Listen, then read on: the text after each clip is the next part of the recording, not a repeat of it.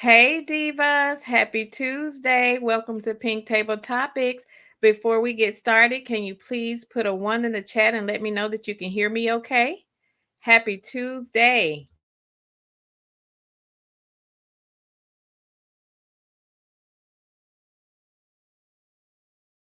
Can you hear me? Can you hear me? Please put a one in the chat. One in the chat, please.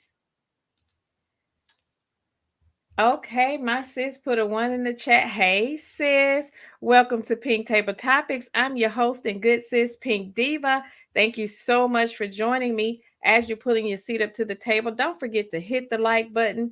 Feel free to drop down and leave a comment and also engage in the topic and hit that bell notification so that you'll be notified each and every time I drop a new topic.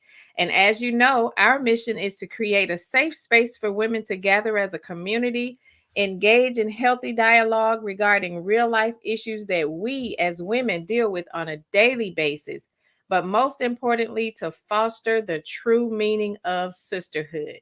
And if you are here, that means you are subscribed and representing the Diva tribe.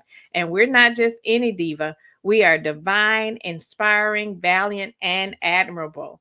Welcome to the table, divas. How y'all doing? How are you doing? I hope everybody had a good day. I had a very busy day. I'm at the end of my month end close, so I had a very busy day. So I hope everybody had a great day. Our motivational quote of the day is women like you don't happen often. So never forget how rare you are. Women like you don't happen often. So never forget how rare you are. And you know, I have to be courteous when you come to my house. So let me go around my table and do the divas roll call so I can speak to my divas in the chat. Let me go up. Let me go up. Hey Regina B. Hey sis, thanks for joining us. How you doing? Happy Tuesday. My sis, Chit Chat with QT is in the house. My mod. Hey sis, thank you so much for pulling up to the table. You know I appreciate you. Hey Teresa. Hey my diva, how you doing? Thanks for joining. Mama V is in the house. Thanks so much, sis, for joining. I appreciate you for being here. Let's Be Clear is in the house. Let's Be Clear said hello, everyone. Internet is down, so I'm off work for this topic. Yes, sis. Thank you so much for joining. Thank you so much. I really appreciate you. S. Horton is in the house. Hey, sis. Thank you so much for pulling up to the table. T. Lee 5280 is here. Hey, Diva. Thank you so much for joining. Angela Richardson is in the house. Hey, Diva. Thanks so much for joining. Brittany Janae is in the house. Hey, Diva. Thank you so much for joining. I really appreciate you. My good sis Betty McWilliams is here. Hey, sis. Thank you so much for joining. LaShonda West is in the house. Hey, Diva. Thank you so much for joining. I appreciate y'all for being here. Did everybody have a good Tuesday? I hope you had a great weekend. The weekend go by so fast. I don't know about you, but I feel like Friday just left and we're at Tuesday already. Oh my goodness. Where did time go? Oh my goodness. My sis said, hit the like button on your way in. Yes, please hit the like button on your way in. Thank you to everybody who's here tonight. Thank you for everybody that subscribed to the channel. I'm on my way now with trying to get to 1K subscribers. So please feel free to share the video. Tell your friends and family about Pink Table Topics and send them over here and so that we can get to 1K. That's my goal, to get to 1K. My good sis, daughter of Israel, she received her raffle gift prize last week and she sent me a picture. So they only get better and better. So when I get to 1K, we got bigger and better gifts. So please help me get to 1K. That's my next goal. Brittany Janae says my son's basketball team won the championship this past weekend. So yes, it was great. Congratulations to your baby. Congratulations. Absolutely. My diva Teresa says, consider it done. Thank you, sis. I really appreciate you. Teresa be working, y'all. She be getting it in. I appreciate her so much. As you can see, our topic, let's talk about it. We are going to talk about effective co parenting with a bitter ex. Effective co parenting with a bitter ex. Teresa said, I made it back home from Atlanta, so I'm good. Good for you. Glad you had safe travel, sis. Hope you enjoyed your time away. We're going to talk about effective co-parenting. Hey sis, the elegant elephant is in the house. How you doing, sis? Thank you so much for joining. Hey, sweet essence. Thank you, sis, so much for joining. I'm going to be watching my notes now. I'm not going to watch the chat. So my sis, my mod, Chit Chat is in the chat, and also Teresa Wright. Teresa does not have her wrench yet. I'm not sure what's going on. I've tried to do it, but me and sis will work behind the scenes, Teresa, to try to get you modded up. But when they speak to you and engage with you in the chat, please know that it's on my behalf as well. So I won't be watching the chat right now so that I won't lose my train of thought. So bear with me for a minute. But we're going to talk about effective parenting. And before I move forward, you're not hearing any static. Can you let me know if you're hearing any static or anything? Yes, sis, I thought we got her set too. I put it in there, but for whatever reason, she's listed, but it still won't allow the mod stick to show. I'm not sure what's going on, but we'll try to work on it behind the scenes. Okay, let's get into this topic. Effective co-parenting.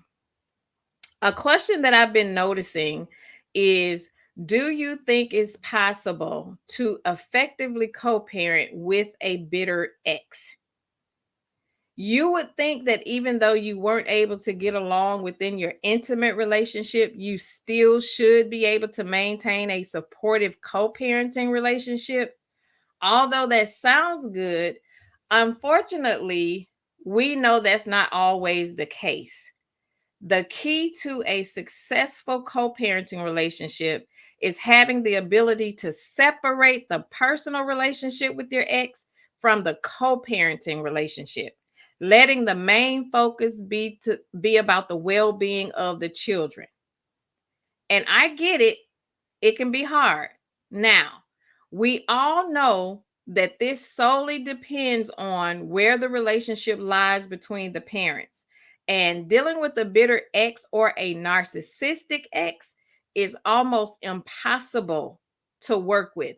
And let's keep in mind the bitter or narcissistic ex can also be the man or the woman. It could be either or, because their focus is never on the children, but it's always on you and what you're doing.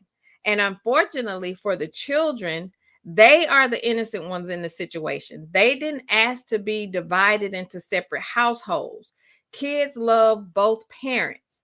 But as the parents, the goal should always be to make their new normal as comfortable as possible.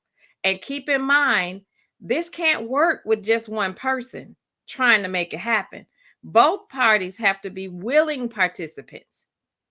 And the hopes is that both parties can properly communicate with each other and come to an agreement that works for everybody without the courts getting involved, right? That should always be the goal. I remember a while back, there was a couple that was getting divorced. They had one child at the time that was around 3 years old. Everything was going smooth and agreeable right up until the dad, which was a full-time, very involved dad, asked for shared custody, which was basically a continuation of what they were already doing because they both had very busy work schedules. But the mom refused shared custody. She didn't have any specific reason as to why she didn't want to share custody outside of her own personal feelings. Because again, he was a very hands-on and supportive dad. He was actually more hands-on than she was, because at the time, she was at the height of her career. She was a director at a Fortune 500 company, and she was more focused on climbing the corporate ladder, right? I said that to say this. Some of these mamas need to fall back and allow fathers to be fathers to their children and keep the main thing, which is the kids. And let's be honest, I know we have all seen and or heard of a bitter baby mama. I have personally witnessed so many women purposely destroy their kids' relationships with their fathers because of their own bitterness. Now, don't get me wrong. Y'all know I'm a girl's girl and I rock with my women all day long when you're right. I have also seen fathers purposely attempt to destroy the kids' relationships with the mom. So it goes both ways. But what's so disheartening about it is when you become bitter for resolvable issues, you start making the child or the children resent the other parent. You start making it difficult for the father to co-parent. And unfortunately, some of them fall back and stop coming around and being there for the children. And then you start saying he's a deadbeat dad, right? I don't think either parent should have to fight to be a present parent in their child's life. You should be able to effectively co-parent for the sake of the child, because when they get older, you can guarantee it'll backfire. The kids will end up hating you for keeping them away from the other parent. And I can personally speak to that because that happened to two of my cousins. My aunt kept them away from their father throughout their entire childhood. My aunt lived with my grandmother, and I would always remember her telling my granny not to let him come to the house when she wasn't there. I would see him always walk by when we were outside playing in the yard, just looking at my cousins from a distance as they played outside. And he would always speak and he would always say, Daddy loves you. And he would just speak and just keep going. And, you know, as kids, we don't understand what's going on. We just thought he was the bad guy because we always heard my aunt say he wasn't allowed to come to the house. So it wasn't until about 4 years ago, my cousins actually decided to have a sit down with their dad. And mind you, 4 years ago, my cousin is, I think he's 40, I think. So 4 years ago, that's just how recent it is. My cousins they actually decided to have a sit down with their dad. And I remember him calling me afterwards and telling me how hurt he was to find out all the stuff that his dad told him. He was literally in disbelief that after all these years, he thought that his dad didn't want to be in their lives. He only to find out that it was his mama that purposely kept him away. They ended up bonding and working on their relationship, but unfortunately, his dad passed away last year. So, to have such a short time with your parent because you were cheated out of the relationship when you were growing up has to be one of the most traumatic feelings that a child would ever have to go through. So imagine being that child that now have to live with wondering what could have been. Wouldn't that be hurtful? So I get you're hurt and you thought the relationship would last forever, but it didn't. But that doesn't mean the relationship with the babies should have to suffer. Now, where things tend to go wrong is when one party decides that he or she no longer wants to go along with what was agreed upon. And of course, typically, most logical thinking adults, when we're going into the phase of co parenting after divorce or the breakup of a relationship or what have you, we tend to try to come to some sort of agreement to say, hey, you know what, because I know when I was going through my divorce, my ex and I, before it got to the courts, we agreed that I would have second and fourth weekends and he would have first and third. And we agreed upon that because my church was second and fourth Sundays. So I wanted to have her over those weekends. So he was to pick her up when it was odd weekends. He was to pick her up when it was at 6 o'clock on Fridays and have her back by 6, I think, on Sundays. So it was agreed upon that's how it would be before it got to the whole bitter stages and oh, let's just go to court. So you try to have a plan before it gets to the point of actually just saying, like, you know, let's spend this money and go to court, right? So where I've seen where things tend to go wrong is when one party decide that they no longer want to go with according to what we both agreed on. So of course, typically that happens when you start putting boundaries in place, right? Like you can't just pop up at my house when you want to. We'll meet up at a neutral location. You got to stick to what we agreed upon with the pickup and drop off time frames and etc. Right? So typically when you start to set boundaries and letting the individual know that okay, we're now in separate households, so we're not a family unit anymore, although you still have a relationship with the kids. You're not allowed to just show up and pop up at my house, or to just pop up when you see, me out spending time with my kids when it's my time to have them, and vice versa. So that's when you'll start to see a shift.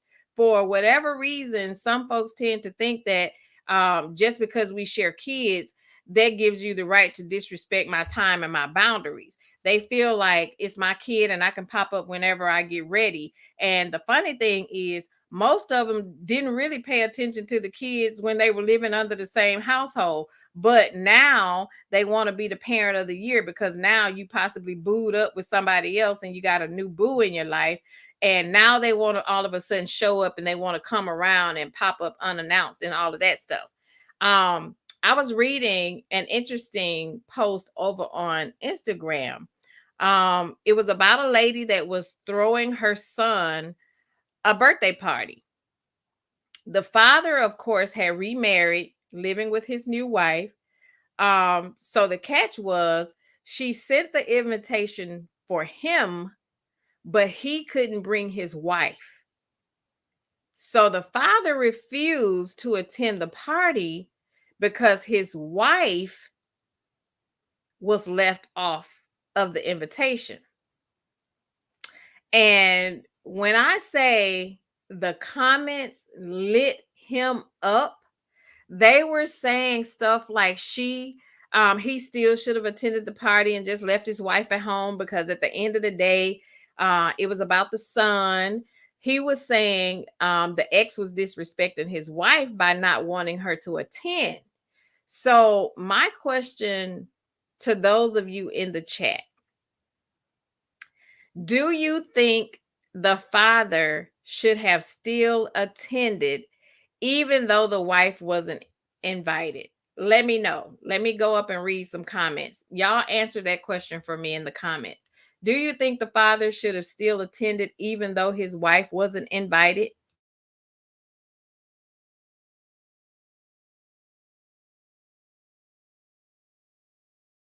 And while you're getting your thoughts together, let me go ahead and read some comments.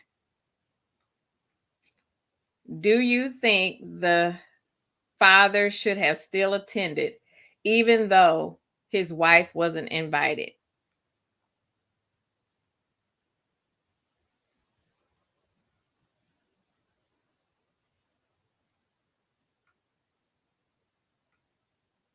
Do you think?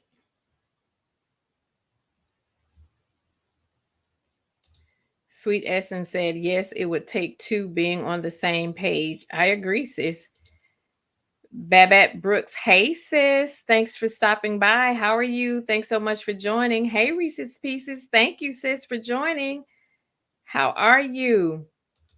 T. Lee says, I'm going to send this to my daughter, the one I spoke about last week. Yes, sis, please send it. Sis said that's a horrible thing to do. I agree, sis. Teresa says, that same thing happened to my husband. His ex-wife kept his son away from him and lied and said the oldest was his. He found out when the boy was 30 that he wasn't his son. Oh my goodness. See, and that's what I'm saying. That's just so awful to pull kids into our adult drama, right? Like the kids didn't ask to be here. And the least we could do is be fair by the kids. We have to learn how to remove our emotions out of the situation and think about the kids. Sweet Essence says that is just awful. Time missed through the years, you can never get back. That's so true, sis. You can never get back time that you missed through the years, for sure. Rose Armstead, hey sis. She said, "Good evening, Pink Table Topics, chat and mods. I'll be listening in the bushes. I totally agree with everything you said. Thank you, sis, for stopping by. We appreciate you for listening in." Miss Sugar Sweet, hey Diva, thanks for pulling up to the table. How you doing? Hi, Cinnamon Swirl. Thanks for joining, sis. I appreciate you for being here. Reese's Pieces said, "You better say it. My dad did that." Okay, sis. Sweet Essence said, "Ain't that something?" It sure is, sis. It sure is. Rose said she remembers that story. Yes. Isn't that just heartbreaking? That's just heartbreaking. Hey, TNTG mom, thanks for being here, sis. I appreciate you. Reese's Pieces said, "Oh, that's tough." No. Okay, so your answer is no. Okay. Sis said no because that most likely would have been the norm going forward. Absolutely. I think she would, that was definitely an opportunity to set the standard. If he had gone, then she would have also made sure the next time the wife wasn't invited as well. I agree to, sis. Betty says Braxton family values on one of girls' wedding. Okay, that happened. Oh yeah, I remember that. I do remember one of those older episodes where the father's wife could, and you know what? And I actually remember that, and remember that even Miss Evelyn didn't even want the wife to attend. And see, and that's a whole different topic, but I really think that her bitterness formed a wedge also with the girls and their relationship with their fathers. And I just don't think that's right. I don't agree with neither the mother or the father purposely trying to draw a wedge between the relationship of the other parent because of my bitterness, because of whatever I'm feeling against you, because we didn't work out in the relationship. I don't think we should play a part in drawing a wedge in the kids because it's not fair to the kids. Like I said earlier, the kids didn't ask to be here. And as adults, our responsibility is to make sure um, that the separation between households is as seamless as possible. The kids shouldn't be able to feel the emotional impact. Of course, they're going to feel the impact of having to, okay, now mom and dad's not under the same roof. Now I have to spend a week with dad and a week with mom, and it's two different households. But we still should be able to put on a unified front when it comes to our presence in front of the kids so that they can't feel a difference. But again, you have to be an adult about it. Even though we are adult in age, a lot of us aren't adult in mindset. So that makes a difference. Mm. Cinnamon Swirl's answer was no. Okay, sis. I totally agree. The Estet Noir. Hey sis. Thank you for being here. Listen, I was over there seeing her post her pictures over on Instagram of being at Freaknik 92. Sis, I was all up in the house with you, sis. I remember I remember it was yesterday, but that's a topic for a different season. She said no, but the father should have had a discussion with the mother first before explaining to the child why he didn't attend. I totally agree. I totally agree. It should have been an adult conversation. And I think that's where that's a lot of times that's where we go wrong because we don't know how to effectively communicate with each other. Being able to communicate with each other and set healthy boundaries up front. And most importantly, when we set those boundaries, making sure that we respect those boundaries once they have been set. But of course, sometimes we allow the human side of us get in the way of us being able to effectively co-parent because we want what we want. We're emotional, and for whatever reason we tend to act out in emotions more so than not, and our emotions get the best of us and we tend to forget that it's not even about us at this point, it's about the kids.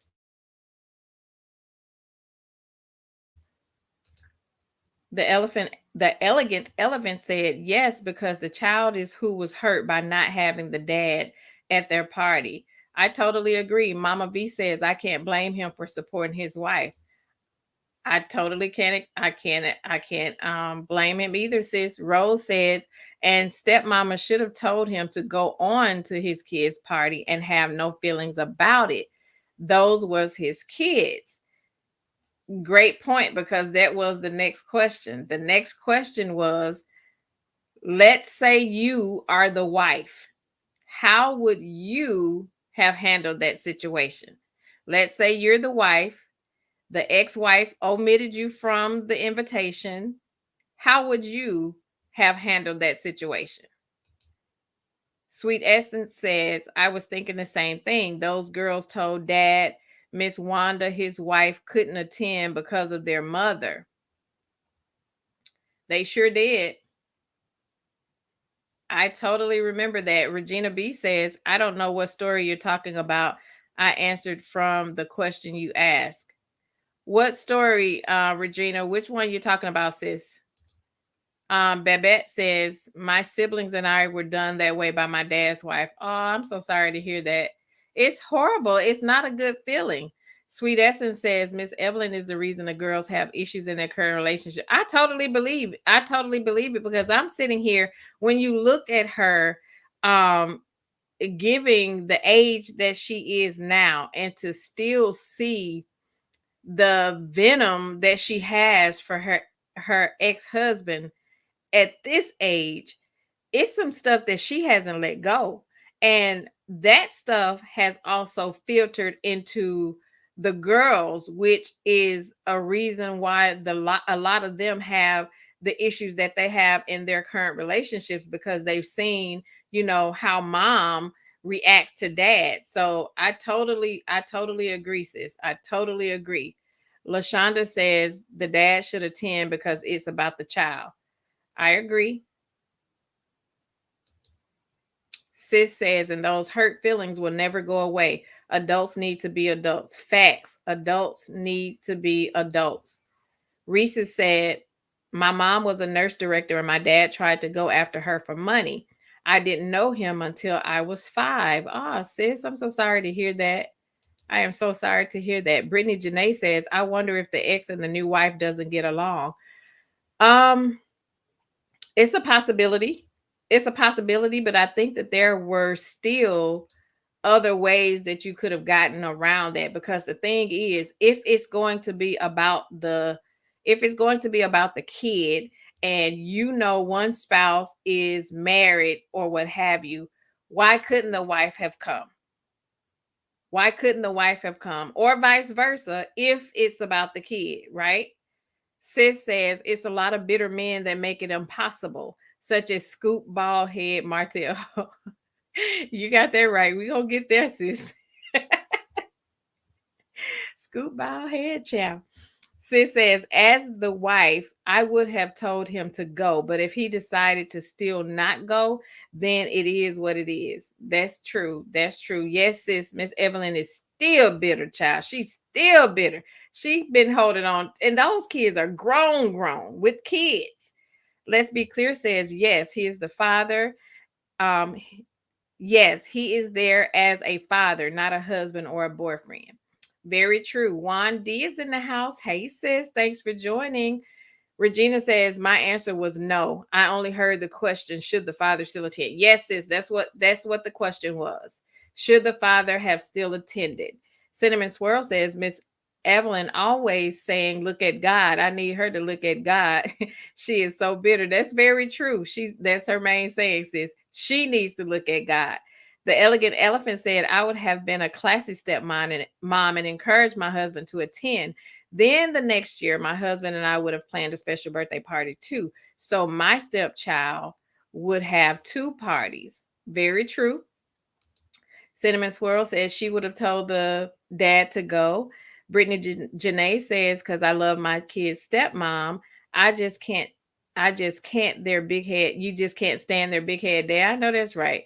The Estet New Orleans said, I would still encourage my spouse to be present with his child or children's life, whether I'm invited or not. I agree. I would too. Let's Be Clear says, as the wife, I would have encouraged my husband to go because of our son. My feeling may be hurt, but our happiness supersedes my feelings. I totally agree. And then, I would just take my feelings out of it because it's not about me, it's about the kids, right?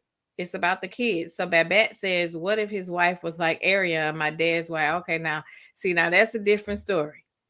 Now that is a different story, and I didn't get that from the article, but if she's like that, then that's a totally different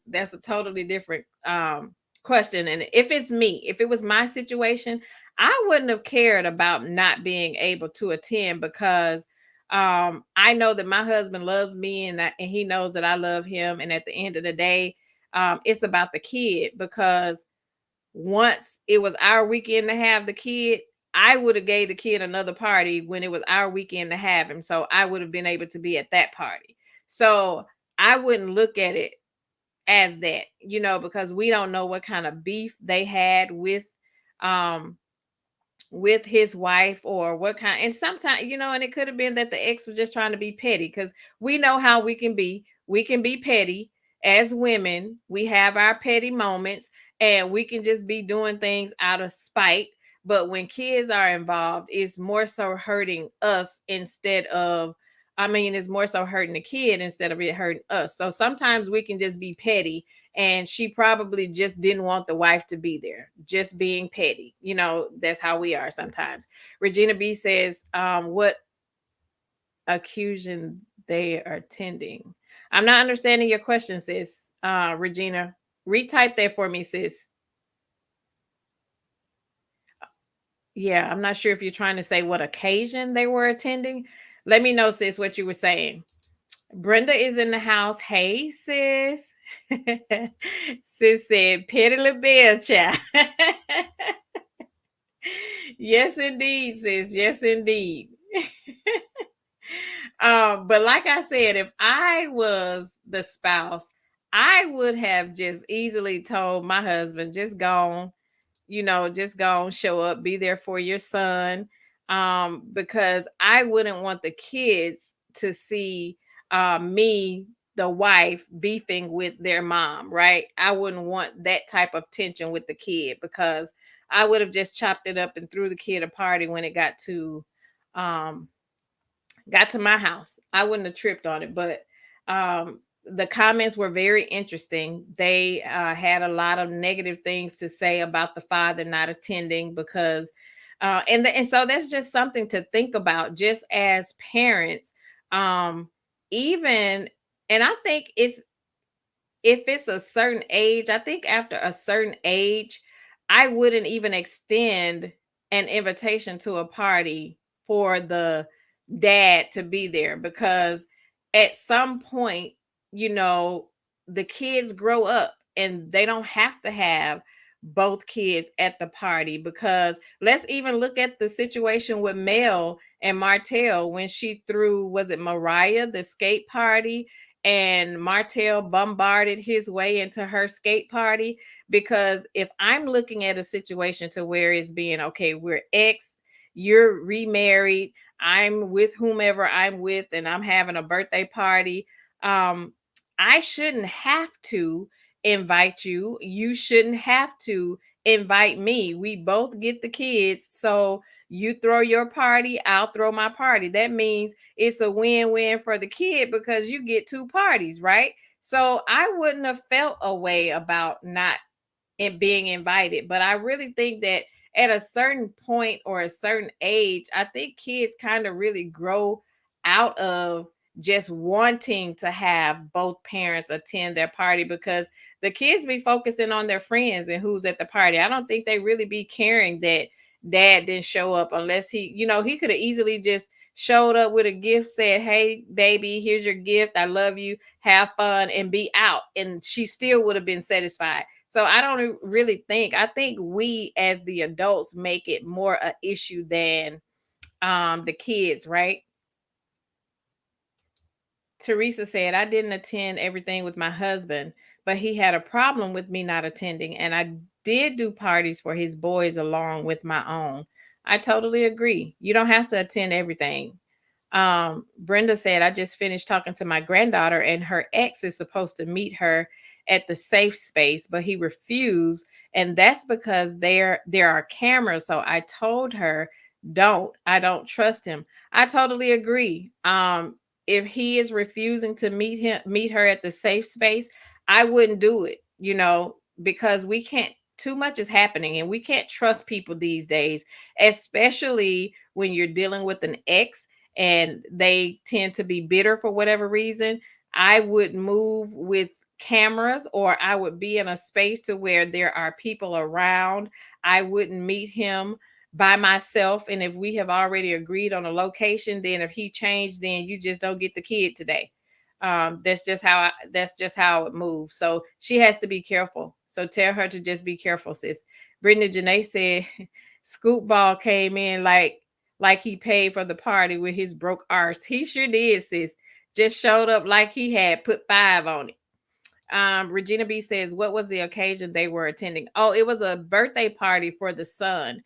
The mom threw a birthday party for the son, and she sent the invitation to her ex, but she didn't want her ex's wife to attend. Her ex had remarried, and she didn't want him to attend. So that's what the occasion was.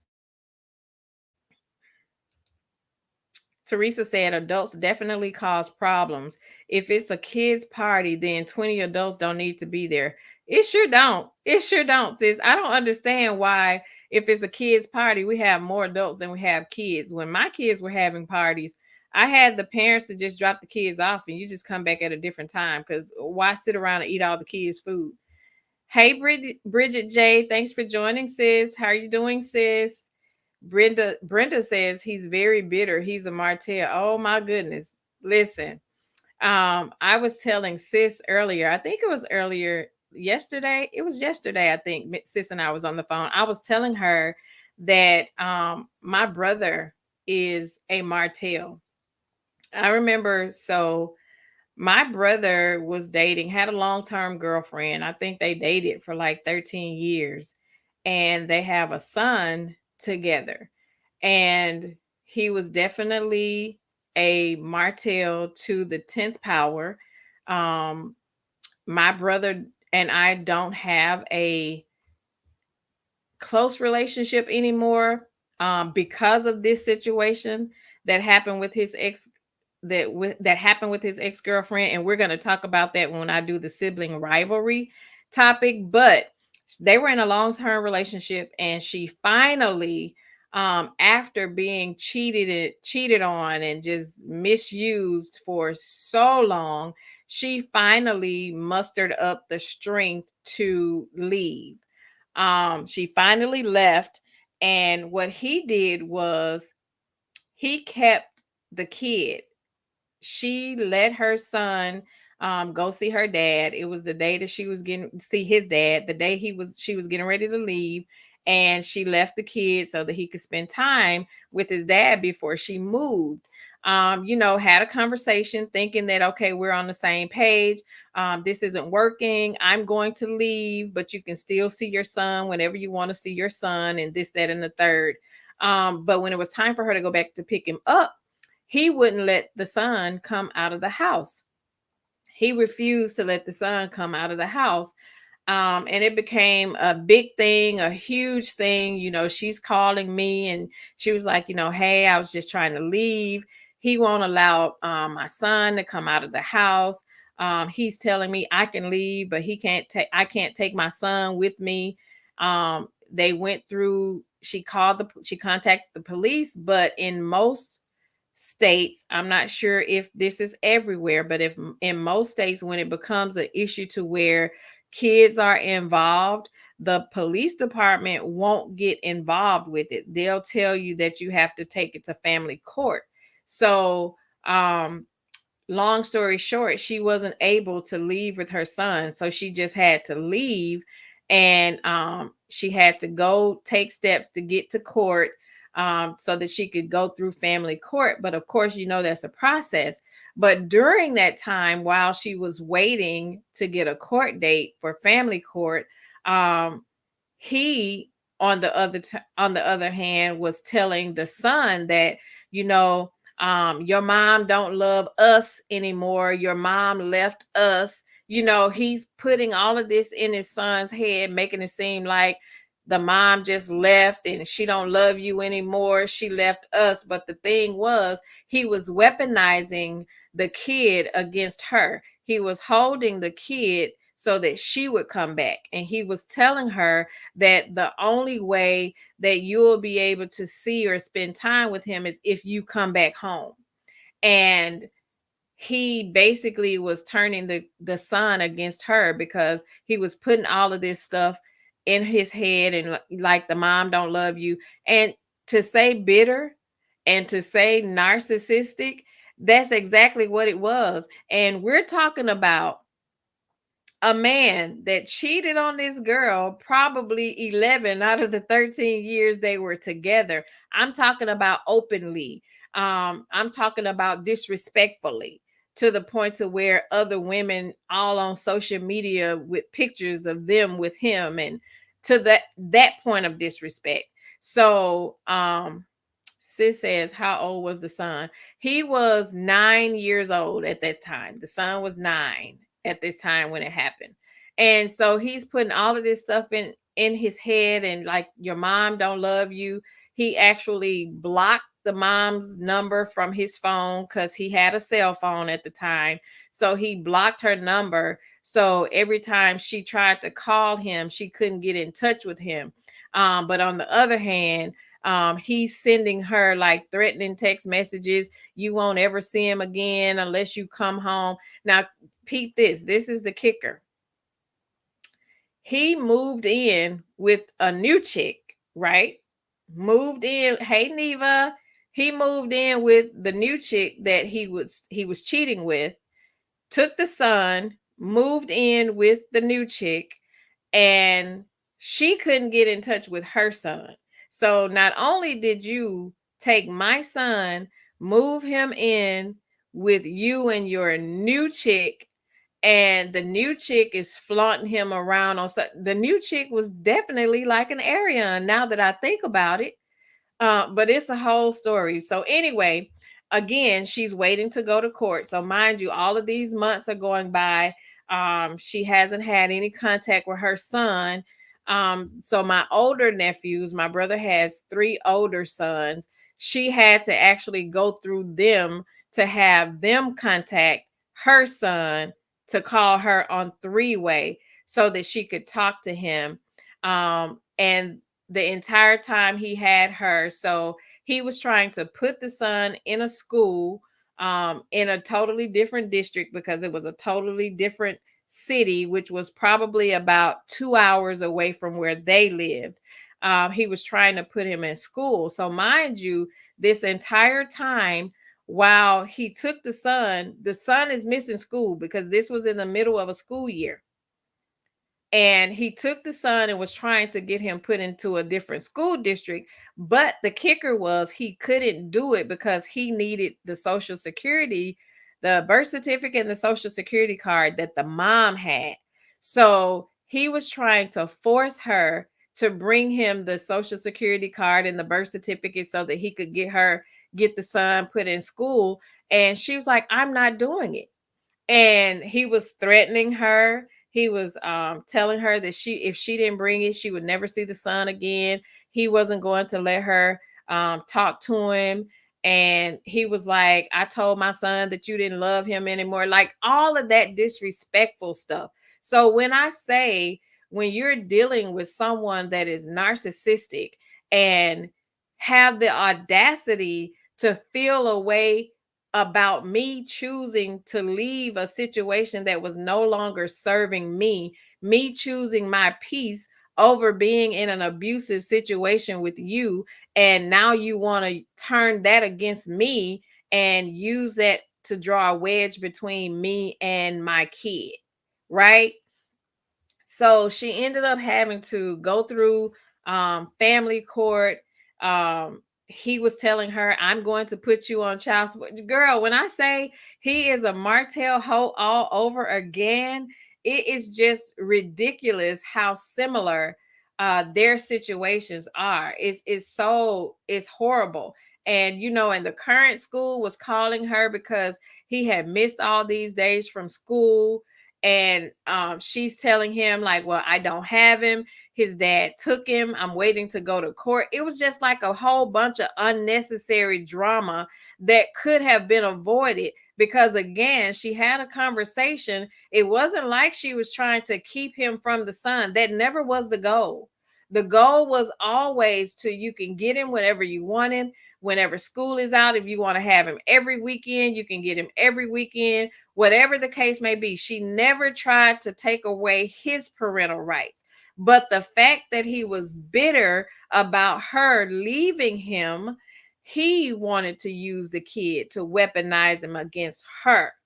So fast forward to what we're seeing now, right? With the whole Mel and Martell situation. Yes, sis, the poor child suffered with his schooling and missing out on his mom. And but God works in mysterious ways. God works in mysterious ways. So he ended up trying to put the kid in school, which is how she found out that he had actually moved in with the new girlfriend, because that school district had to contact the new school district trying to get his transcript. So the mom had already contacted the school and said, I'm not giving permission to release this information to anybody. So if anybody calls trying to get his transcript or any information, to contact me. And that's what the school did. So the school actually contacted her and said that there's someone trying to get this transcript from your son. Do you want us to release it? And she gave her the school. And so she contacted the police department in that town to see if they would actually escort her to get the kid. But of course, again, they was like, no, we can't get in it when it's a family court matter. You got to take it to family court. And so what ended up happening was, my brother ended up getting pulled over for speeding or something. Something happened and he had to get held at the police station. And during this time, and I think he was held probably for about a month. If anybody is from any small towns in like Mississippi, Alabama area, those circuit court districts are very they operate very weird. With the town that I lived in, circuit court was only in town once every 3 months, because it was in this town for 3 months, and then the next 3 months is in the next town over, and the dockets fill up really fast. So if you have a waiting court date, you may not be able to go to court right away. So that was the situation that happened with him. So during that time, it got to a point to where the new girlfriend was forced to have to contact the ex-girlfriend about her son, because again, he's missing time from school. The new girlfriend had a son that was going to school. This girl was a nurse. She was an active nurse at the local hospital. So she couldn't miss work to keep my nephew, and her son was going to school. So she ended up having to contact her and say, I need to meet you to come get your son. So um, with them having the conversation, she actually shared some things with the girl. She honestly said that she didn't know the dynamics of their relationship, because my brother told her he took the kid because the girl she couldn't afford to take care of him, or he was saying she was crazy, basically. He was saying that she was talking about unaliving herself, like told the girl a whole bunch of untruths that was not what was really going on. Because of course, if you are a narcissist and you're gaining new supply, you can't let them know who you are upon first meeting you, right? And he had been messing around with the girl for a long time, but of course, we don't know people until we actually start living with them, right? So she didn't know him to his fullest extent. She only had met his representative, right? So she found out everything that was really going on between the two of them. So she was able to just say, "Hey, here's your son." So she released the son back to his mom. She ended up moving away so that he couldn't contact her, and she ended up the new girlfriend ended up telling my brother that she released the son to go with his mom because she just couldn't take care of him because he wasn't there. So, but that's just how God works. The story goes way deeper than that. I could write a book about that story, child. It goes way, way deeper than that. You know, I about would have laid hands on her when I saw her too and got my baby because she was doing a little too much on social media too. Sis said, "Nah, girlfriend would have yes." I just said that. I just said that. And trust and believe she did not come empty handed. She did not come by herself because she about knew that would possibly happen. Sis said, "Meet me and drop my baby off." Absolutely, but that's how God works. He fixed it to where he was removed from the situation, and that's what we have to think about. You know, we go through all of this back and forth and tugging and pulling of these kids because of our own personal issues with each other, and we never stop to think about what could possibly happen, what God could possibly allow to happen, and then both of us would be sitting here looking crazy, right? How I See It said, "I watched a true story once starring Taraji where the ex said he was taking a kid to Disney but kidnapped the son, brought him to Korea and said he yes, absolutely. That's totally true. I actually went through that with went through that with my ex. I went had to go through a custody battle, similar situation to where my kids went to a funeral back home in Mississippi. They went through it. My aunt passed away, and they rode with my uncle from Chicago to Mississippi to go to the funeral. Um, my daughter went with her dad, and he didn't bring her back. It went through a whole 6 month custody thing because it was considered parental alienation. When I say he took her, of course, I couldn't just go get her because trust and believe, my brother and them, they tried. My brother, my daddy, they all tried. My family, they rode, they pulled up. But of course, there was nothing they could do because it became a family court situation. It became a custody thing. So there are rules in place that would prevent you from just, even though you are the parent, even though on paper you may have sole physical custody of the kid, if for whatever reason that other parent decide, "I don't want them to come back to you," they can do that and you would have to take it to court. Unfortunately, the laws with the parental court thing are so like wicked sometimes. Sometimes it works for your benefit and sometimes it's a long drawn out process. So I ended up having to go to court with her, but luckily she got to the age, she was the age to where she could actually testify. It's like they were getting ready to put her on the stand because she was 13, because you can testify for yourself as a kid at 13 and they'll ask you what parent you want to stay in. He already knew the answer to that, but the thing that he did, he really alienated her from my side of the family. He took her cell phone. He wouldn't even allow her sister. She couldn't call her sister. She couldn't call me. Now just imagine you being a kid and all you know is your mom and your sister.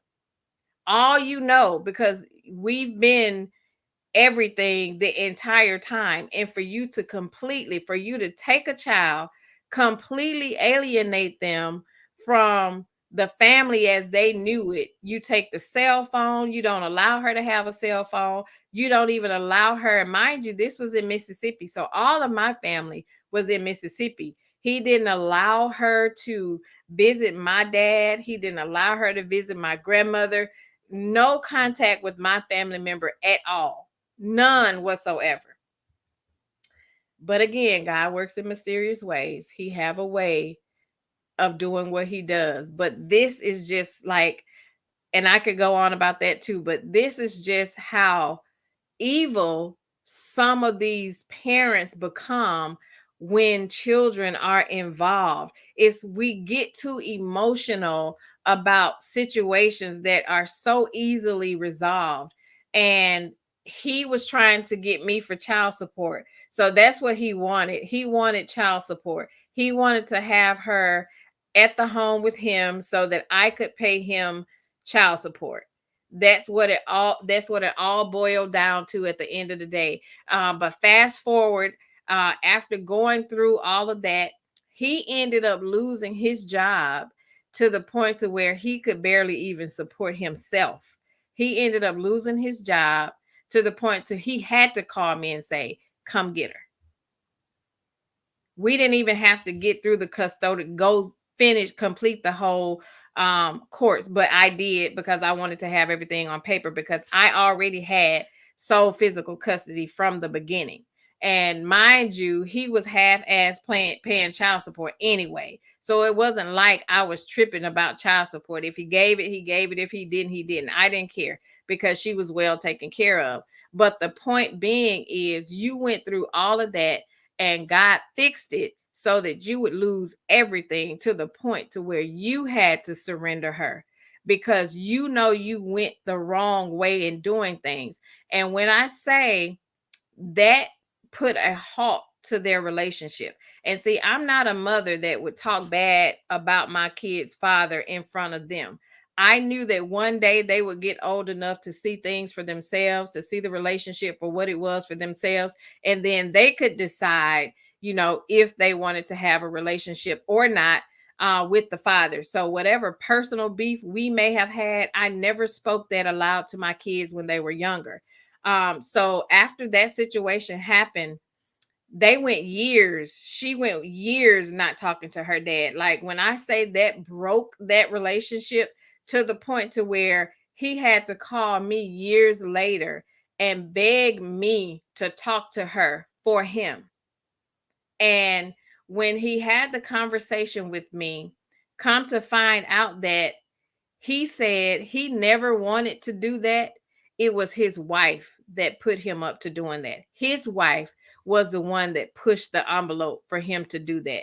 It was all something she wanted to do, and he allowed it to happen. But him allowing her to push him to doing that broke his relationship with his daughter. Still to this day, and my daughter will be 30 years old on October 15th. Still to this day, their relationship is broken. They don't have a relationship. He desires to have a relationship with her, and it's just not there because of his actions. So, we as parents need to take into consideration that, we're doing all this bickering and all of this fighting with each other because of our own emotions for whatever reason the relationship didn't go the way we thought it would go.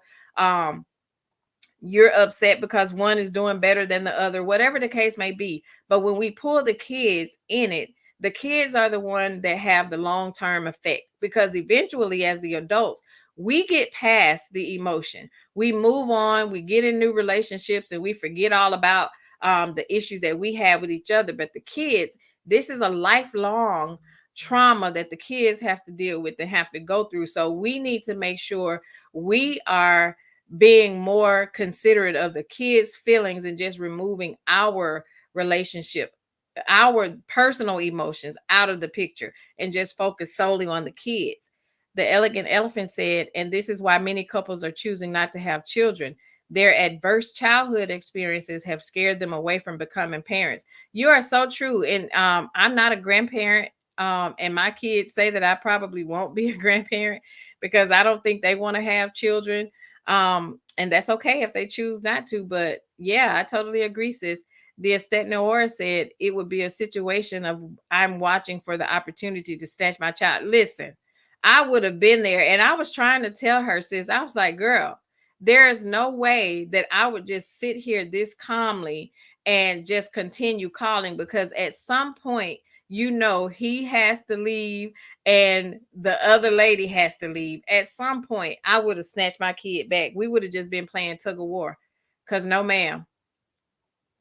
Teresa Rice says, Amen. God does work in mysterious ways. Yes, he have. Sis said another Martell. Yes. Girl, listen, wait until we talk about this sibling rivalry next week. Wait until we talk about that. I'll share more details. Teresa says, please hit the like button. Don't be spectations. Yes, please hit the like button, ladies. Brittany Janae says, one thing about God, he don't play about his children. Not at all. He does not play about his children. The Estate Noir said, in Georgia, I believe the mother is the automatic custodian when the parents split. That's good. That's good. In most cases, I say that's good.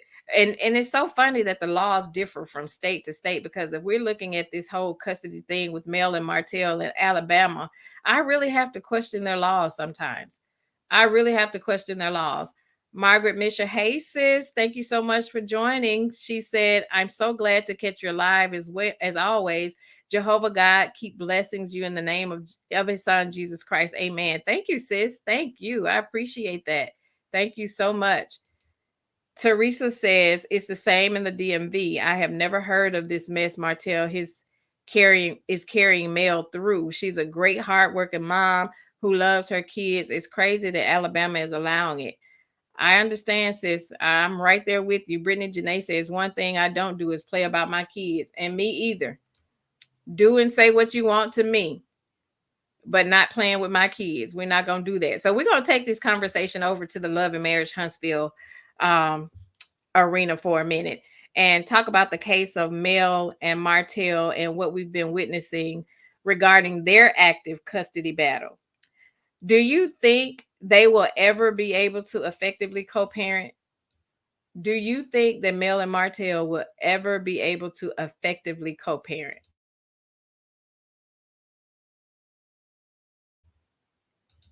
Brittany Janae said if Mel and Martell lived in Cali, she would have definitely won this custody base. I totally agree. I really think that they should replace the current judge and put a new judge on the case or move the jurisdiction or something, because I really believe Martell have I think he's got a little bit of favoritism on his side. This that New Orleans says absolutely not. Too much has happened. Sis said no, not as long as Martell goes untreated. Facts. Teresa says when Martell grows up, do we think he's going to grow up, sis? D. Herford says no, I don't think they will be able to co-parent, but I also believe Mel would get full custody. I hope she does, sis. I hope she does. Math says no until Hotel seeks mental health. I totally agree. Betty says yep when he's behind bars and can't have. I totally agree. I totally agree. I do not think that he'll be able to effectively. I personally just don't think they'll ever be able to effectively co-parent, because Martell will make any attempt almost impossible. It's almost like, and I, in my heart of hearts, I believe that Mel has made every attempt to co-parent with Martell as best as possible, but I just think that he's made it almost impossible. Although, and I do know, although we can't personally diagnose him, I really, really feel that he has narcissistic tendencies. And a narcissist is impossible to co-parent with. And if any of you have dealt with a narcissistic ex or what have you, you know what I'm talking about. It is impossible to co-parent with a narcissist. I don't care what you do. I don't care what you say. I don't care how you try to do it. It's almost impossible to co-parent with a narcissist. So I'm going to read 13 tips for co-parenting with a narcissist, and we're going to talk about it. The first tip to co-parenting with a narcissist is you have to accept the situation as it is. Sometimes it's easier to accept the way things are with a narcissistic co-parent than to try to change them. By the time narcissists have matured into adults, they are often so set in their ways that it would take a significant effort for them to even change themselves. So when you accept things as they are, you can plan for each interaction with your child's co-parent. Number 2, document everything. In any shared parenting arrangement, it is essential that clear documentation of the expectations and responsibilities of each parent be kept. When co parenting with a narcissistic ex, it can be even more essential to have a record of the terms that were agreed upon. Keep a daily journal in which any interactions or conversations are recorded. Make sure this log is in a secure place. If pickup and drop off times are a concern, timestamp the events as well. Number three, make a parenting plan. When co parenting with a narcissist, be sure to create a clear and comprehensive parenting plan. This will ensure that everyone, including the children, have an understanding of what is expected and when each parent will have time with the children. A parenting plan should be treated as a business agreement and seen as a contract between you and the narcissistic co parent. If there are consequences that you both agree should be included for failure to meet the plan's required actions, include those as well. Number four, make everything legal. Make everything legal. Your narcissistic ex will likely want as much custody and rights as possible. They likely perceive themselves as a better parent, working hard to prove this greatness to others. The narcissist also may manipulate their way into various situations, such as showing up at your house spontaneously, checking just to check up on the kids, quote unquote. They may rile the children up for an exciting day trip, even if you've already made plans. Having things taken care of legally limits opportunities for manipulation. There isn't any room for guessing. You and your ex both know the details of your custody, and they risk serious consequences if they choose to disregard those rules. Number five, focus on your child's best interest. When dealing with a narcissistic co parent, always keep your child's best interest at the top of your priority list. Narcissists brags about their parenting skills, but are unable to prioritize the child they parent. It's especially essential that you take an objective view to ensure that the choices you're making truly are in the child's best interest. Don't let your own negative feelings about the other parent impact your ability to do so. Number six, set and maintain clear boundaries.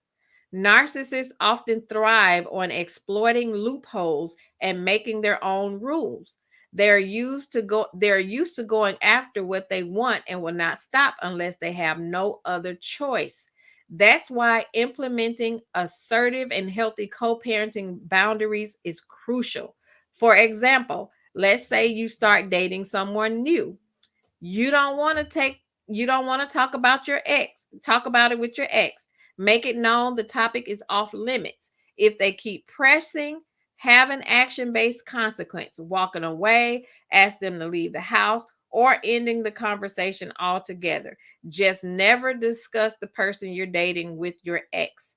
Number seven, limit communication. It can be extremely freeing to step back from communication with the narcissistic co parent.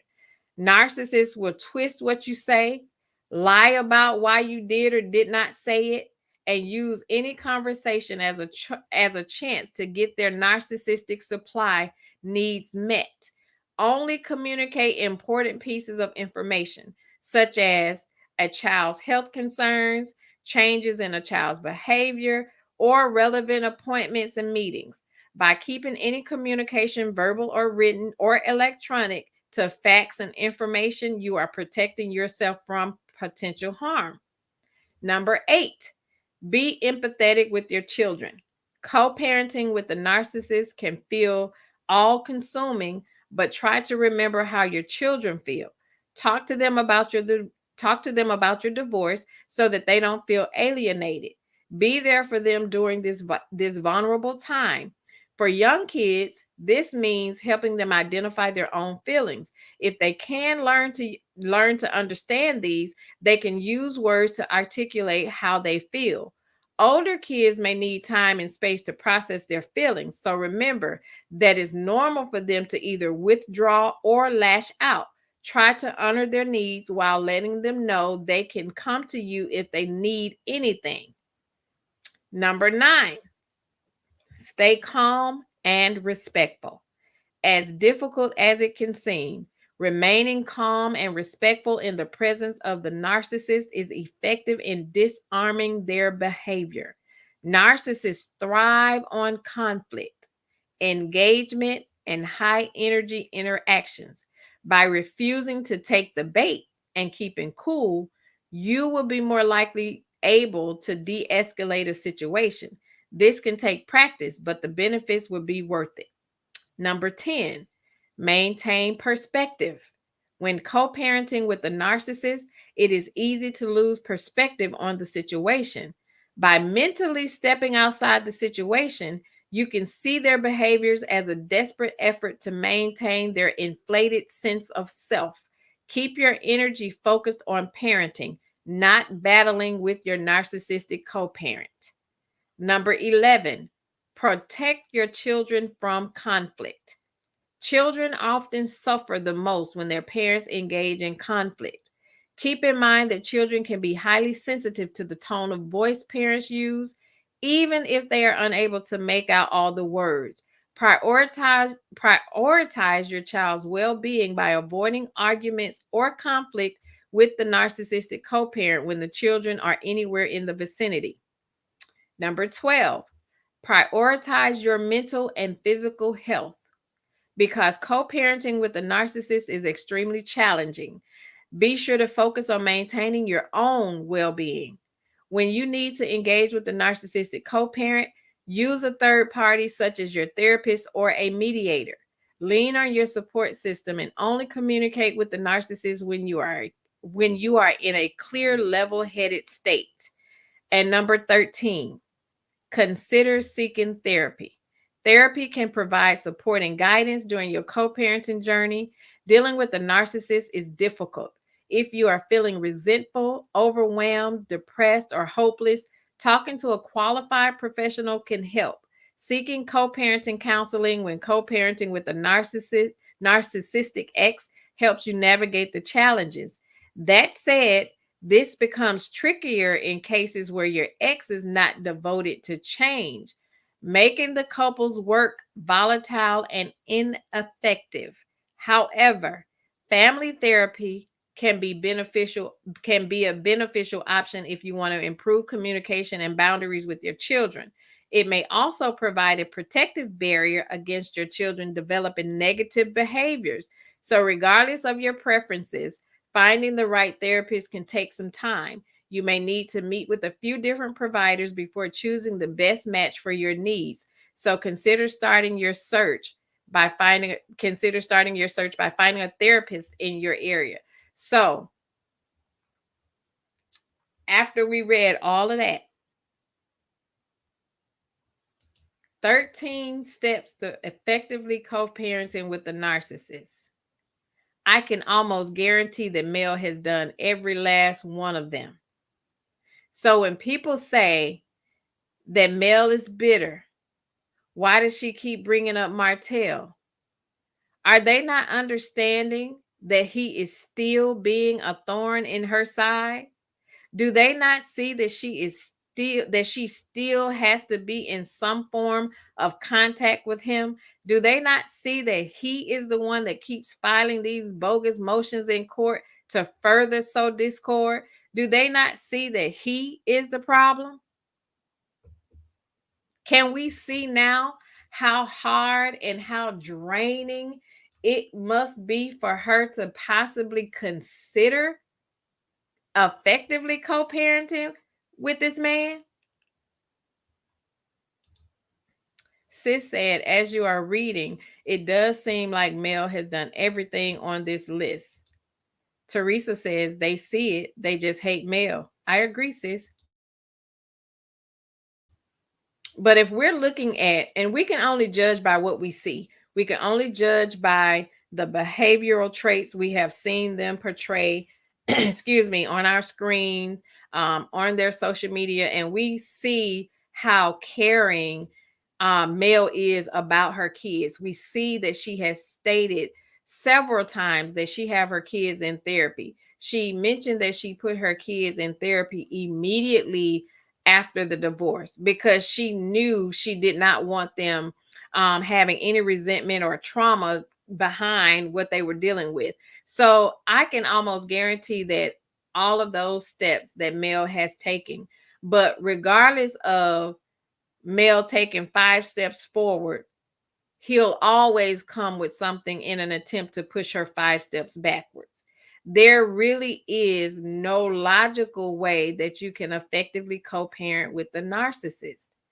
It has to be one of the most draining things I have ever had to do is deal with someone that is narcissistic. And I know that's an overused word. We use that so much, but it really is hard. So, how do you effectively co-parent when every time I turn around, there's a new issue? Um, we just read the court documents. Sis read them over on her live, I think over the weekend.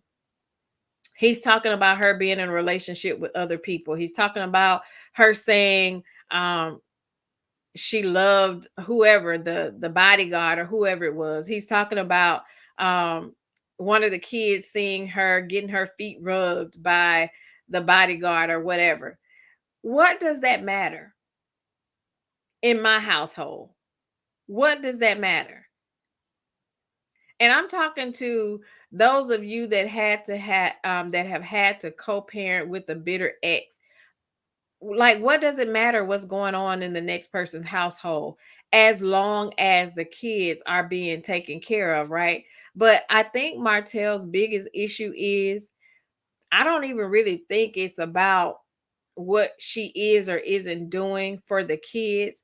I think Martell is in a sunken space. I think that he realizes now more than ever that he dropped the ball.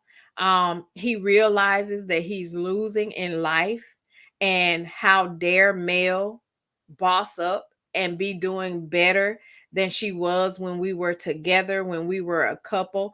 And I think he's more angry at her for showing him up, per se, because she's showing us, the people that were on the outside looking in, that she was the breadwinner. She's showing people that she was the one that was bringing the money into the household. And I think Martell's biggest issue is he now knows and understands that um Mel was very unequally yoked when she was married to him. He never was supposed to be attached to her, which is why he love bombed his way into proposing to her on her college graduation. So he already recognized the gem that she was, which is why he wanted to take advantage of that moment. So for him to bombard his way onto what should have been a special occasion for her, her college graduation, and you want to bombard her with a proposal and putting her in a position to where she had to say yes at such a vulnerable moment, but you recognizing the gem that she was and the asset that she was to you, because I believe that he always knew he was a bomb. I believe Martell always knew he wasn't that guy. I believe he always knew that he is anything other than a high value man, as he liked to often call himself, because we see that now. We see he's on a downward spiral, and he has been for a while. But I think that TikTok live Mel did really triggered him, right? Right, sis. The Estet Noir said, seems like he's triggered by another failure. Absolutely. I feel that her success triggers him. Her ability to be able to pick herself up and restart with 4 kids, when I remember on one of the episodes, he told her that nobody would want her with 4 kids. but yet you've accused her of having what, four different men now? So what happened to the nobody would ever want you with four kids? So I feel like he's triggered by her success and her ability to pick herself up, shake it off, and move forward and do better than she's done since she better than she was doing when she was with him. G Tina said Mel is a real one. Her strength is unbelievable. We need to keep lifting her and her children and family up. I totally agree. We definitely do. Daughter of Israel said exactly. Marceau said this is one of the previous said that in one of the previous episodes. He told Mel had she been losing, Martell would feel bad. I totally agree. That's exactly what it is. He would have appreciated more the fact that she would have been failing to make him feel like she needed him. And I think that's what his issue is. I put the link in the chat. If anybody wants to come up, I would love to hear your perspective on the topic. Please feel free to click the link and come up. Even if you have not hit the link before, we sisters over here. Feel free to hit the link, come up, share your thoughts, share your any commentary that you may have on the topic. If you are someone that have had to co-parent with a bitter ex or a narcissistic ex, I would love to hear how you maneuvered through the situation and what pointers that you would have to share with somebody to help them also be able to effectively co-parent. So please feel free to hit the link. Mama V says the estate noir, or he was triggered by TikTok. Oh, he was most definitely triggered by TikTok, sis.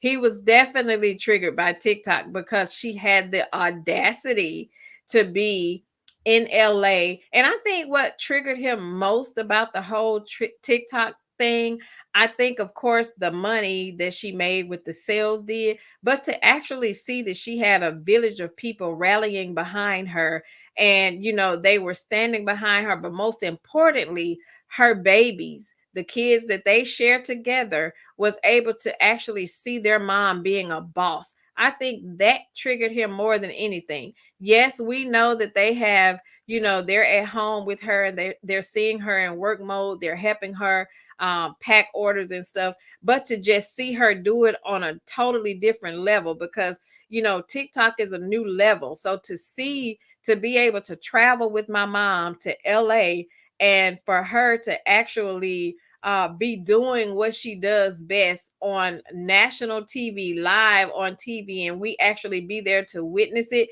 What kid isn't proud of their mom and to be able to witness that? So I think that is what triggered him more than anything, because the kids see what mama is doing. So now the kids immediately after that, they had to go to dad's house the next day. Dad, what you doing? What you got going on?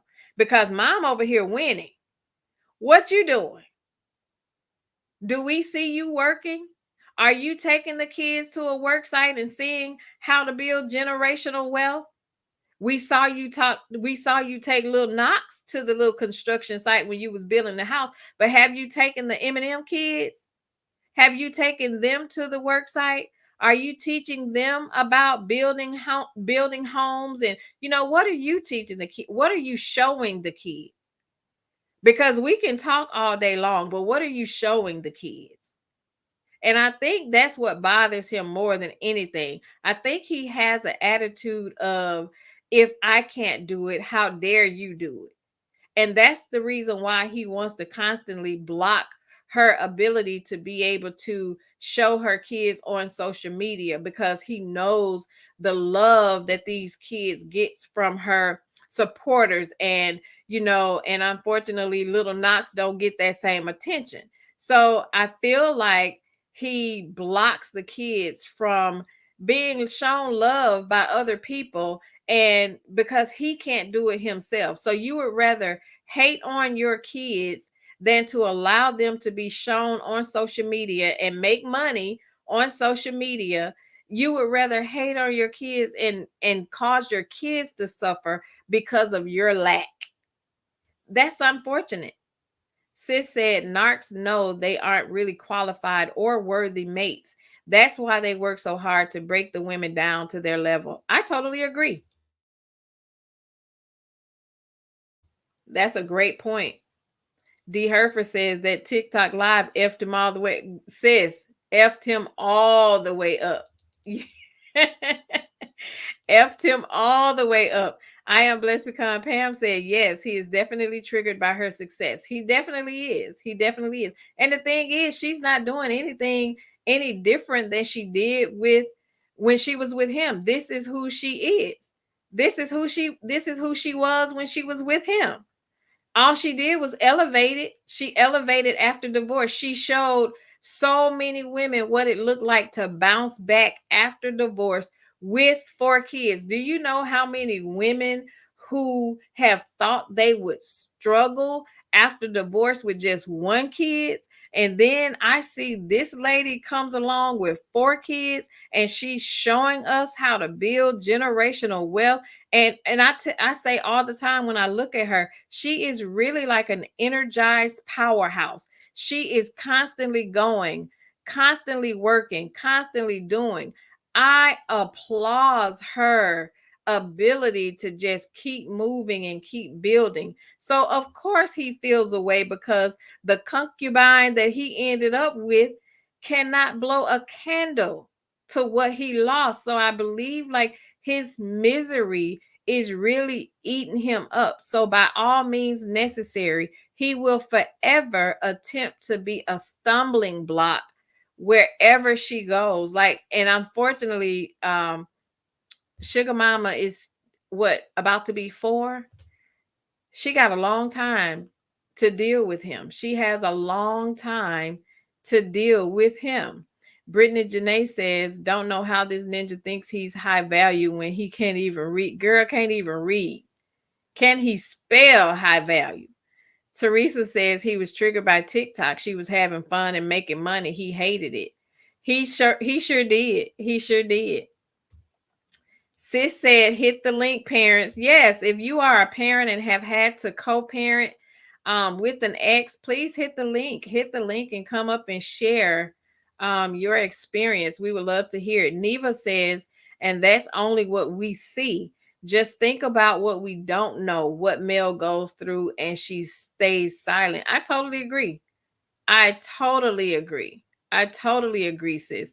D. Herfer says Miguel trying to get at her and rubbing Jason. Oh, that sent him over the ledge for sure. That sent him over a ledge for sure. I'm quite sure he'll put that in the court documents and say she was doing all of that in front of the kids and the kids was there and she was rubbing all over men. I'm sure he'll put it in the documents. Sis said, and I want her to put it all on blast in court, tell everything. I really wish she would. I really think it's time to take the gloves off, because the thing about dealing with someone like a Martell is you really can't play around with them. You really can't be soft when it comes to dealing with them. You have to show them that you mean business. You have to show them that you're not playing. You have to take the gloves off. The same way he wants to try to constantly go back and forth to court, keep your notes and you present your stuff in court as well. Let him know that I can play hardball right along with you. And you have to show him that, because if they see that you just keep taking it, you just sit back and you just continue to allow them to do these things, they will keep pushing the envelope for sure. Daughter of Israel said Marceau even told Martell, man, you stepped out on Mel. Man, I'm done and you crazy. Marceau knew Mel was a real one. Absolutely. They all did. They won't give her props, but they all did. Even Tisha and Kimmy. They all knew that. Even Destiny. That's why she's still so distraught by the loss of Mel's friendship. So they all knew her worth. They just didn't appreciate it when they had it. And now that she's cut off their supply, they can't handle it. Teresa said, and she had to keep our babies off camera because of his nasty, stinking arse. He sure did. D. Herfer said they go shopping on Rodeo Drive. At right, child, right. And he take coleslaws. What's the name of that store? Is it H&M? That's where they go shopping.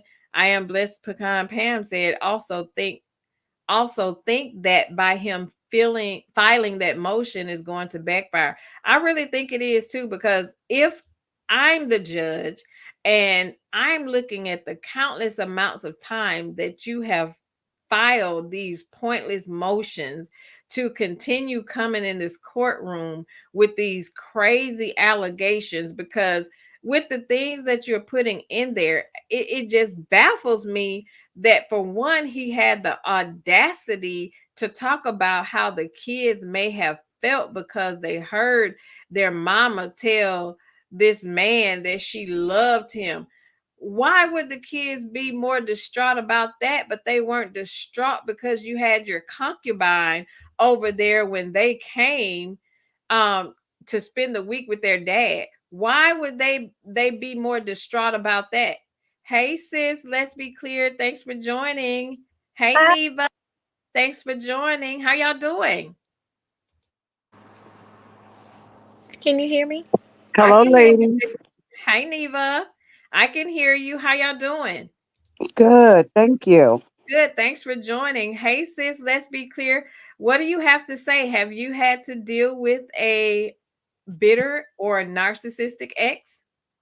It started off that way. Fortunately for me, it turned around. It was one of those where this is my kid. I can come over when you want to, when I want Mm-hmm.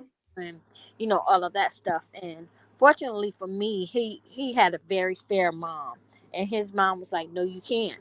That's her house. Y'all need to work this out." And now we co-parent very well. My daughter's 25, and we're still co-parenting, but it was I would say maybe the first 3 years it was kind of rough until his mom stepped in and kind of you know set him straight about what he could and couldn't do. And but that's my experience. Okay. And you said that your baby is 25 now, Yes, and it took you 3 years. went from birth to 3. It was really rough, and then his mom stepped in and was like, "Look, you can't control her or try to control her. If she says this is how it's gonna be. Unless y'all want to go to court, then you need to work it out." And so he heeded to his mom's advice, and it started to work out better. Okay. Well, that's good, but it's so unfortunate that it took 3 whole years. Yes, it was almost like a Martell in the beginning, and like enough is enough. She's mother. Sound like your phone is going in and out. I hear some static, sis. I know we're still having bad weather here in South Carolina. Not be- Oh, okay. Well, be safe. I hope you all are being careful. I've been seeing on the news all of the bad weather down that way. So make sure you're being safe. Yeah, Yeah, be safe. but I just wanted to thank you, Bo. I just wanted to share that sometimes it can start off really bad, but sometimes it can end up working out. That's very true. And again, it's a meeting of the minds, and you both as a collective have to agree that okay, we're going to put the pettiness aside and move forward for the sake of the kids. It's just so unfortunate that we have to lose so much time to just get there. And with dealing with someone like Martell, I just really don't know what it will take to get him in that mindset until he sits on somebody's couch. I think all of this mental anguish he is pushing on her has a lot to do with what he's dealing with personally. And I think maybe, just maybe, after he has sat on somebody's couch, then he will be able to see a little bit more clearly. So I think he needs to really do a deep dive and talk to a therapist and first try to get help for himself. Then he may be able to work with her to effectively co-parent. So we'll see. Right now, it's just not looking too good. Hey, sis, Ladon, thanks for joining, sis. How you doing? Lady Sweetness, hey, sis, thanks for joining. Thank you so much. Let's be clear for sharing. Neva, hey sis, what do you have to add to the topic? I haven't with my situation. I have not done it personally. Had to deal with that, but a family member has, and it just sounds like they all are alike. And it sounds like my niece's husband was the same way. But the thing about that situation was she was really a hard worker. They both were, but she was just a really hard worker, and they had two children, and she could get as volatile as he. So the situation was not good. They had children in the home, and my aunt had to go and remove my niece and the children sometime, but it didn't get better for her until she had to actually leave. And we had family homes, so she had a place to go. That triggered him against the rest of us. But then she needed to really get therapy. So those types of the 13 that you just read, she had to actually go through that, but she had to go through it with therapy first because she was one of the ones that didn't take no mess, wasn't Mm, going to deal with all of that kind of stuff. She did the best she could. And to her, it was all a personal attack. So she attacked herself as well. So she had to actually get out of this situation and get therapy, which she's still in therapy. The kids are in college now, and he still harasses her sometimes on the phone using the kids, of course, and they're already in college, use them as an excuse. But she handles the situation so much better now. And mhm. when she got out, she never ever went back, period. And that was a huge deal. He went to jail twice. Oh wow. Yeah, he had to go to jail twice for different reasons, as far as harassing her, and harassing her children. And the children today don't really talk to him that much, and so he, of course, he's taking that out on her. But yeah, she didn't get out of the situation until she knew she needed therapy in order to handle herself, in order to handle him in that situation, because she was co-parenting. And just like Mel, she said she loved him, and that was her family unit, and they had things that they she just couldn't walk away from. But in the end, to be honest, she did have to just walk away from it Mhm. because it wasn't getting better, and it was getting worse, actually. And there were pals in the home. So she really had to get out of that situation, because as volatile as she was, um, calling herself taking up for herself and her children, it just wasn't a good situation. And I just feel like Martell is not going to do better at any point unless he goes to the clinker and ends up getting therapy, because he's as long as he has access through those kids, he doesn't think he needs therapy. Mhm. I mean, it reminds me of what Offset said. I'm your children's father, so I won. So he feels the same way. He has a link to her. He has those children. And no, Mhm. he ain't thinking about therapy, to be honest. So in order for her to probably get away from it, he might have to go to the clinker, and then she move, and then maybe he can get some therapy. But I'm just not seeing it, because he's just crazy. I don't either. I I just don't. I don't either. And I tried like a while back, tried to give him the benefit of the doubt. And he's one of those type of men that you're glad when they get into another relationship because you feel like that'll take some of the attention away from you. Like go be great over there with the person that you're with. But Right. he's never shown himself to be that guy. It just seemed like I can still have the other women, but I still want to make your life a living hell too, because how dare you be happy without me? And I really just don't. I really think he's a lost hope. I really hate to say that, but I just really think he is a lost hope when it comes to her being able to one day say, now we can effectively co parent. I don't see it. I don't see it because he publicly manipulates. When he knows how she loves the Lord, so he'll bring that up. Maybe we need to go to church. He knows how, he even told her to her face, you know, why don't you go and ask the older women? He's telling her he doesn't want to change. He don't really think he has to change. So before those reasons is why I feel that he's not going to willingly change because he wants to run it. He wants to be the man in a relationship, and what he says goes. And I just don't think that he has a mindset. You saw how he could brush off Martell and them. Sometimes the boys can talk to another guy. You know what I mean? Oh, not Martell. Uh-uh. He can't do it. And he's one of those ones that I used to think about, dang, can anybody take him? Can anybody just come and take him from me? I'll give him to you.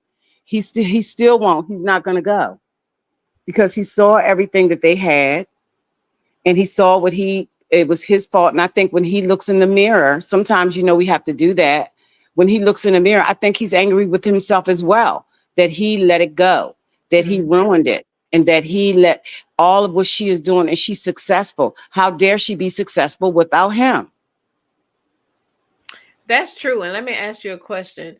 So, do you think he can effectively co-parent with Coleslaw when it comes to Knox? Or do you think that even though he have the access or the control over Coleslaw, do you think he even wants to effectively co-parent with her because of his lack of being able to control Mel?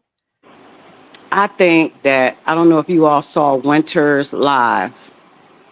She went through similar situation where it was a baby her husband had a baby on her, and she left. And she said, no, I don't want to successfully co-parent with the woman that helped break up my family and traumatize my children with that same person. So she had a conversation with her husband and said, no, my kids cannot be around that woman, period. That's just not going to happen, because we don't know what trauma our children is going through. They know what's happened. They know she was the cause. So I just don't think that he can do it. I don't think that Ariane's going to want him to do it. I think she's going to cause issues with it. I think she'll mess with his kids when they come. So no, I don't think that he can properly, and I don't think he can control her like that. I think he also likes what she does when she goes off. I think it's like encouraging to him to see both of them go after Melanie on his behalf. So no, in my opinion, I don't think that he can co-parent. But what I did say in my comment was, God willing, for the children's sake, if it's in their best interest, they can co-parent. That's what I did say. Because children do love their parents. So, but if that can't happen, and if it's not mentally or physically in the best interest of the children, no, it's a no. It's a hard no. I agree. And just like Sis said, Martell wants to tire Mel down with BS, thinking she would throw in the towel and get back with him. I think that has definitely been one of his long-term goals, is to definitely try to tire her down, break her down. But what he's seeing is she's too successful.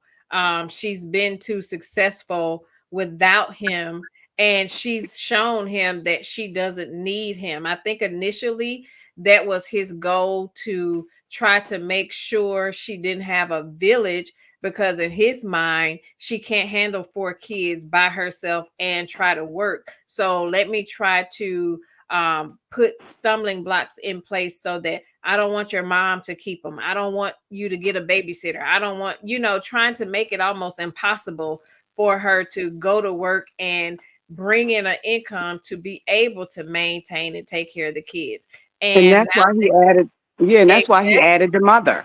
That's why he added the mother in this latest one. So, because that's another thing that he can do. It's not about his mother, because when he has the kids, his mother can watch them all they want. But when her mother has them, he doesn't know where Mel is, what she's doing, or anything like that. And she can take the kids with her because they know they're taken care of. So that's not in his plan for them to be properly taken care of. Don't forget, he wants to be able to complain about what his kids are not getting and what's going on with his kids. But with her mom around, he knows that the kids are being taken care of. So he's not, so that, I think that's why he really put the mother in it this time. I totally agree. I really think he's trying to break down her support that has always been his goal, but it's so unfortunate that he does not see that if their mom is not her best self, how can she be her best self for the kids? And I don't think he's smart enough to see past that level. Um, and it's just so unfortunate. And I keep trying, well, I did keep trying to have a little bit of hope to think that, well, maybe eventually he'll get to the point to where he tire himself out. But then when we're reading these 13 steps of how to properly co-parent with a narcissistic ex, I really just don't see it. I don't see it. I don't see it. And I have to say, and I'm going to be honest, I have to say, for as a human being and a God fearing person, I do really feel bad about the way that he's representing himself to his children Mm-hmm. because they did not ask to come here. And that's not what they knew as their dad. So the person that they're seeing now is just somebody that now that, you know, with little bit we hear, because we don't know, again, I said it in my comments, we don't know what goes behind what Mel is not saying. Imagine what she's not saying versus to what we see, because what we see, we think is out of control. Think about what we don't see and what she's had to go through that people really don't know. Mm-hmm. And she's had to stay silent because I'm from the DMV as well. None of this, believe me, when I tell you, it's hard for the father to get their children. Believe me, they do not. And I have one brother and one nephew. That's proof.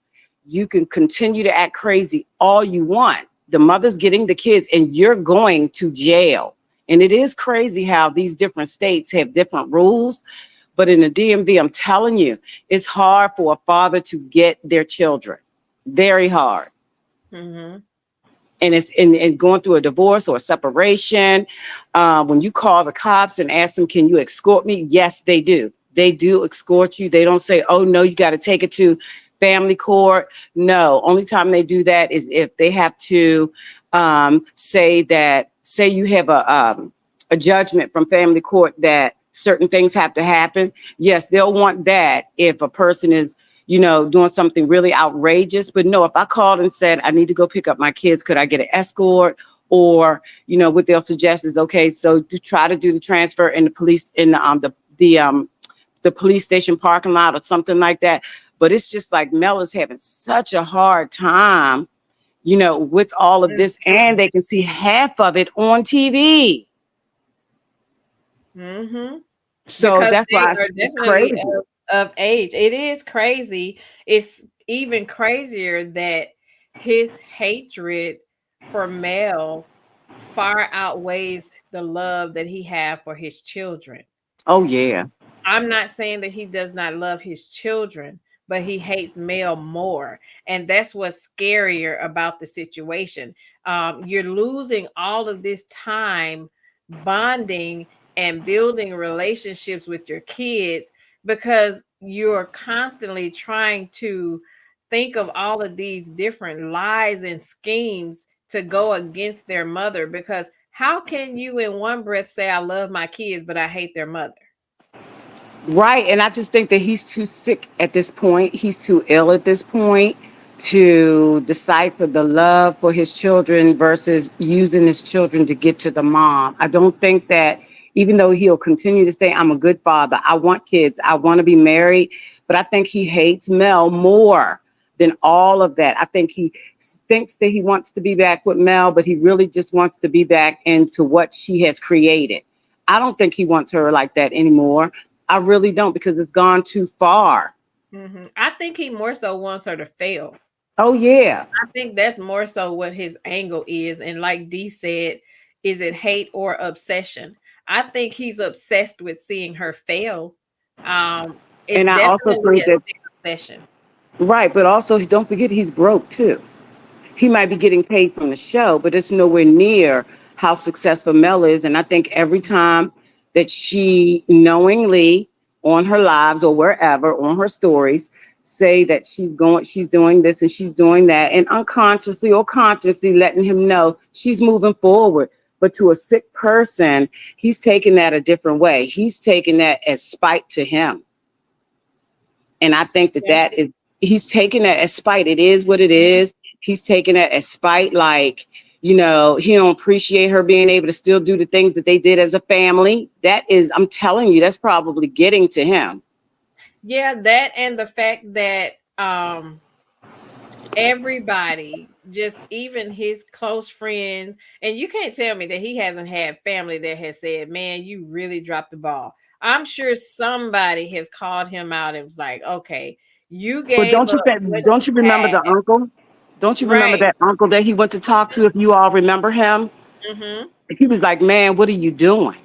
Remember when he And went to and talk to I his think, uncle? yeah, the one with the wine Yeah. that he No, no, no, no. It was another uncle or a Oh, when they cousin or were something, grilling, I think they had a cookout or something or on the back porch something. or something. Okay. Chit chat. Do you remember when he went to visit that person? When after he saw Dr. Francis, he went to talk to, I think he was either a cousin or an uncle or something, and he went to his house and they were in the yard or something somewhere, and they Yeah, I sat and remember talked, that. just the two of them, and he was like, "Man, what are you doing?" And I don't think anybody can get to him. So I think that's more so what his expression or his obsession is, because she's winning and she's basically showing him up. Like she's showing him that she's everything he's not. And the fact that he knows he'll never be able to find anyone to her caliber, because he's just not that guy. And he knows that she's very appealing to many people because of her, not only her beauty and her poise and the way she carried herself, but just her ability to just get up and work. She's a go-getter. She is a hard worker, and she basically showed women that yes, you can go through a divorce with 4 kids and you can still bounce back and you can still come out on top, even while dealing with somebody like Martell. So she's everything that he's not. She's everything that Coleslaw will never be. And the fact that he has to sit all over social media and see this woman's face plastered everywhere, and the love that she gets from people all over the world, and then here they sit, like, how many times have they bounced from house to house since the divorce? And she's the one that's been stable. She's shown these kids stability. She's shown them that, okay, this is home. They haven't had to pick up and move from place to place. But at daddy's house, we don't live here anymore. Now we live here. And I think that really bothers the demon in him. He's really bothered. Let me ask you a question. What? Uh-uh. Do you think, what do you think about how he really thinks about Coleslaw when he really looks at her? To be honest, like really looks.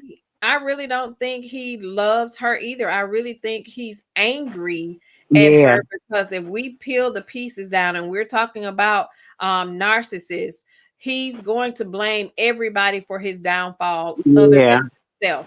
And the yeah. fact that Coleslaw had the audacity to out him, I think he'll forever be angry at her. I think he deals with her because he don't have a choice. I think he deals with her because he needs a place to lay his head, and she can use her Section 8 or whatever she have to get places to stay. So I feel that he really needs her more than she needs him. So they Right. are getting supply from each other. But I really think that he have a resentment toward her. I really do. I think so. I think so. I really think so too. Well, thank you so much for letting me give my opinion. Thank you. I really appreciate you coming up. I'm going to read some comments. D says Mel is doing her. He's just getting shown up because he's a loser. Absolutely, sis. I totally agree. Sis said Martell will never get someone of Mel's character from how he treated her while married and after they divorced. No one of substance will entertain him ever. I totally agree. And I think that's what he has come to True. the realization to see that, coleslaw is all that he can pull, basically, because for one, his image is so tainted just all over the world. Her image is tainted all over the world. Like all they get is each other, and they deserve each other. Sis said never. He resents coleslaw and will make her pay for him being nothing now. I totally agree. I really think that she gets it behind the scenes as well. I really I think agree. that she is really paying for what she caused, but because again, we never would have known her had she not introduced herself. Had it Exactly. been left up to Martell, we never would have known who she was. But the fact that she couldn't just stay behind the scenes and be a good little side piece and decide to blurt out that she was the side chick they were talking about, I think he resents her for that. I Um, agree. D says, I think he stays with that girl to get at Mel. He don't care about her or their son together. And the thing about it is, he should soon know that Mel doesn't care about Right. being with him. Like she really does not care. If she's anything like me, she wishes that he finds somebody that Right. can take the attention off her. Like get Right. somebody Can that can somebody take them off my hands, somebody please? please get this Negro. He stated words of his heart when he called her a peasant. Yes, he did. He meant every word of that. When he called her a peasant, that's exactly where he meant. Sitting there looking like a little doofus when he Don't said forget it. low class. Don't forget chit chats. Her live. Don't forget the low class part. He He said added low everything he class. did. Yes. He said everything he really felt about that girl. And how low do you have to be to where he can call you that and you still just sitting over there? There is no way this Negro could have came back home to me and say, "Oh, I just said that for TV." Negro, you call me a whole peasant on national TV. You call me low class on national TV, but she didn't prove him wrong because look at And not only that, her. I think they both are looking at the fact that Martell and Maurice can have their women, and their women is smart enough to stay in the background because they know they've been messing with somebody. I think that's what he wanted. He was hoping Yes. that Mel would have been a Kimmy or a Tisha. He was hoping that she would have just allowed him to respectfully cheat and let him continue to do him and keep taking her back, especially after she ended up pregnant with Sugar Mama. He was Yeah. he just really knew he had landed home base when she was pregnant. He thought that baby was going to be his saving grace. Now I don't remember how Mel found out about the baby. How did she find out? I forgot. His mom, I think his mom told him about the baby, told him that Oh, she okay. was having a little boy. He was having a little boy. So I think that's Oh, how okay. it came out. His mom mentioned it. And Oh, okay. you remember he got upset because Marlene told Mel about the boy. You remember he said you're Oh, supposed to be that's right. Right. That's right. You right. Right in the house, drinking that outside. wine. So that's how. So I believe he just feel like his life is what it is at this point because do he even work? Does he have like jobs or like what But is don't he forget, he just come to Baltimore? Didn't he just go to Baltimore for that fashion show?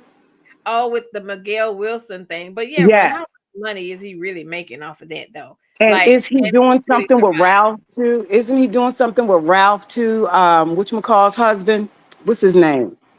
You Yeah, know who Ralph I'm talking Drew about. Fedora's Yeah. husband. Yes. They're Yes. made for each other because I feel like they're just alike. Oh yeah. Most definitely, because I thought that about that when I was watching Drew and him. I thought that because I didn't like his mom. he was really crazy with Drew too. He Oh yeah. manipulated Drew. I mean, like a puppet string. Very much so. Reen Bass said Marlene told Mel about the baby, but Melody had already filed for divorce before she even knew about the baby. Yes, I knew she had already filed. Yeah. We were trying to decide like who actually told her. So yeah. D said it was coleslaw that popped out today. I heard. Oh, did she? Chit Chat says Mel said your mama told me you got a baby boy on the way and chucked up them deuces. Look, and she did exactly what I would have done. I would have chucked up them deuces, chucked up them deuces so fast. Oh my goodness. I could just only imagine what he thinks about himself, like really trying to look on the inside, like what is he really thinking about his life? Like, has he really come to the realization? And of course, we know he'll never publicly say any of this stuff because that's just not what narcs do. But I'm just really wondering, has he ever had the moment to just sit down with himself and just look at everything he had and everything he lost and compare it to where he is in life now? But I Like, think he thinks about that daily, though. I think he does. I think he does too. But unfortunately, it's not making him be and do better. That's the sad part about it. Exactly. I think if he had a at some point during this situation, if he had a just came out, openly apologized, not doing this for Mel, just for doing it for him. I think if he would have came out and just openly apologized and admitted without trying to fault her or place blame on her and just said, I effed up, I dropped the ball, I should not have done what I did. And now at this point, I just want to effectively co-parent, with my ex-wife. I really think at that point, giving a sincere apology and then just keeping the focus on them maintaining healthy relationships with for the kid. I really think in the beginning they could have really, really took a turn for the better, especially for the show, because then they would have been able to highlight, okay, yes, we got a divorce. Yes, I made a mistake. I owned up to the mistake that I made, but now our focus is trying to be healthy co-parents for our kids, and this is the direction we're going. Show yourself going to counseling, show yourself going to family therapy with the kids. And I really think it could have gotten there, and I really think Mel tried to get it there, but Martell just isn't built for that. I kind of think that you're right because remember when we were on panels together and we were saying how Mel was still hiding things that she knew and still trying to protect him. So I do agree with you. I think that you're right.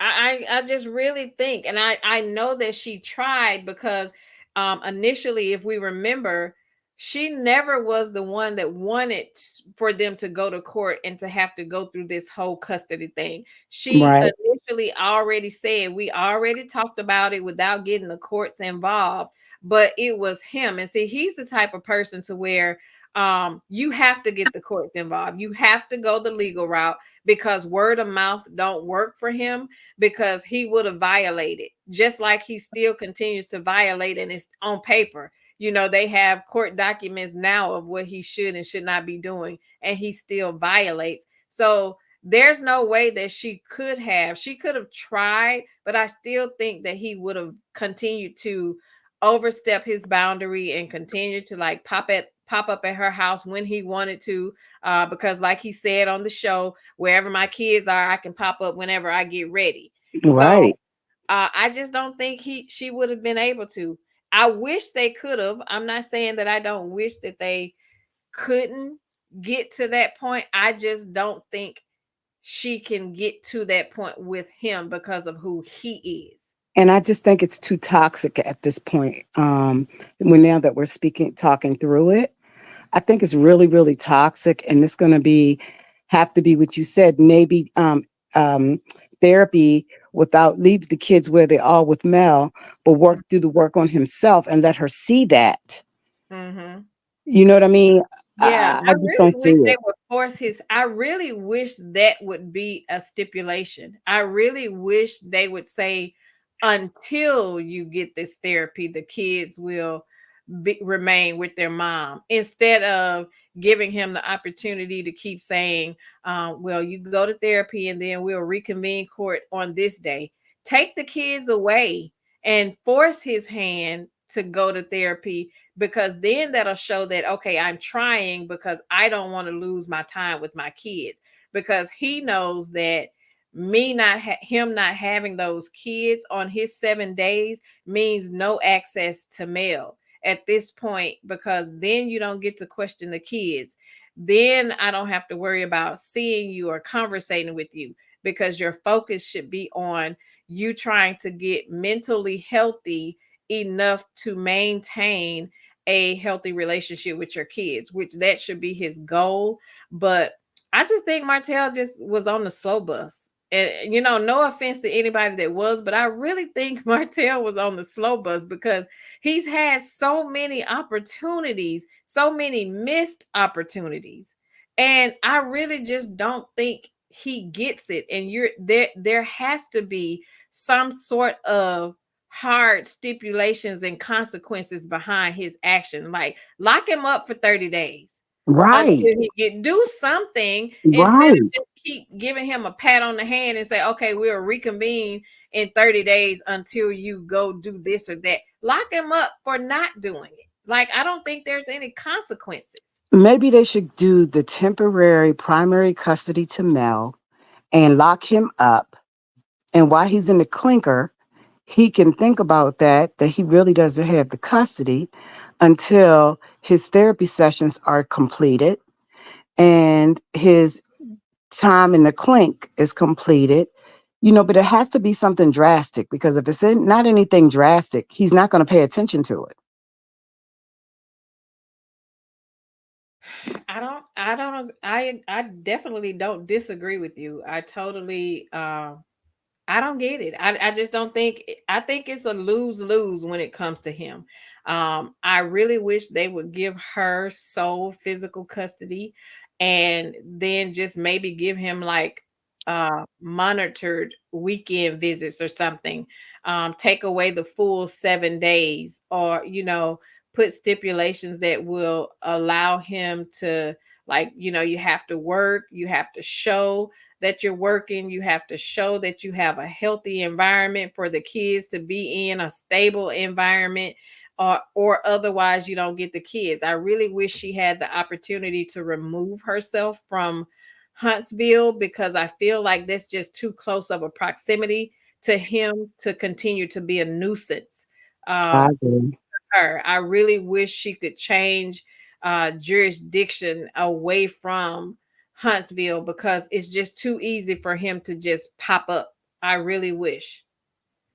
Um, Yeah, I feel bad for the babies, though. I really do, because they were a I close do too. family.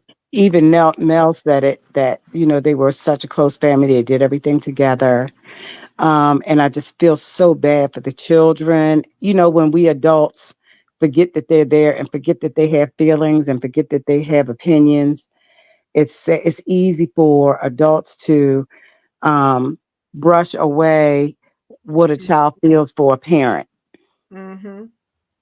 I totally agree. And they love their dad. The kid, Yeah, you they can do. see it. They really love their dad and the relationship with their dad. But I can just only imagine how damaged they are within, what has it been? It's going on 4 years this year, right? Yeah, it'll be for you. I think it's 3.5. I think she mentioned 3.5, almost 4. So I can only imagine, yeah, because Sugar Mama, I think, will be 4 in December. So I Hmm. can only imagine the trauma and the anxiety that those kids have to go through when it's time to make that shift, when it's time to, okay, we had 7 great days with mom. So now we have to get out of that mindset. And now we have to go deal with the shenanigans at dad's house for 7 days. I can And just they can't only see their uncle. imagine. And they can't see their uncle like they used to. They can't see their grandmom like they used to. And think about all of that that's being taken from them. Right. That's a lot. That's a lot being taken from them. They also love their other grandmother. You know what I'm saying? They love her. They love Miss Van. They love their uncle. And all of that's being affected by what's going on. Mm-hmm. Sis said, we know they love him, but he has to move in a way of loving them the correct way back. He's torturing all of them. I totally agree. I It's agree. definitely I torture, agree. especially the fact that he's putting the mistress in their face. And the fact that we remembered this time last year, I was telling sis this earlier. I say, wasn't it this time last year when she was over there saying that her and their kids were building the gingerbread houses for Halloween last year? The fact that he allowed her to do that and to say that, and you got a problem with her possibly having somebody at her house rubbing her feet, like the audacity. Like, we've publicly seen all of these things that your mistress has said, never seen any of these things that you're saying about Mel. They're only coming from you, but you got a problem with that? Heck yeah, he got a problem with that. He's not gonna ever want to see her with a man. That's out of the question. No, I don't think he ever will. I don't think he ever will. The Estet Noir said caging a narc will only escalate their wrath. They never get tired. So That's true. true. They never get tired. Their goal is to try to tire you out. So anything that they can do at any point necessary. And I think it angers him more because he can't contact her. He can't call her. He can't send her threatening text messages because he don't have her number. He only have a burner phone, and she probably turned that off And when she because of the don't bodyguard, have right. he can't get next to her because of the bodyguard. So I think all of that angers him, and because of course now with the filming of the show, they can't be um in the same space together. So that's another issue that he's having to deal with. So it's like all of his access to her is being cut off.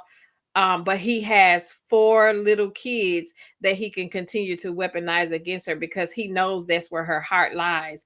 He knows that Exactly. her heart is with her kids. And it's so unfortunate that men like him will use and weaponize the kids against you when they can't get to you directly. They'll use the kids. So having to depress those kids when they come from that 7 days, I can only imagine how much therapy they need just behind that.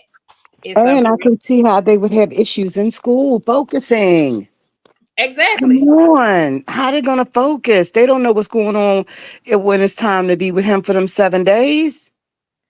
And he said it as if it's her fault. I mean, Right. kids struggle in school just all the time. But when you add this divorce and what's going on over there, and we know how he can be, we know he's a very strict disciplinarian.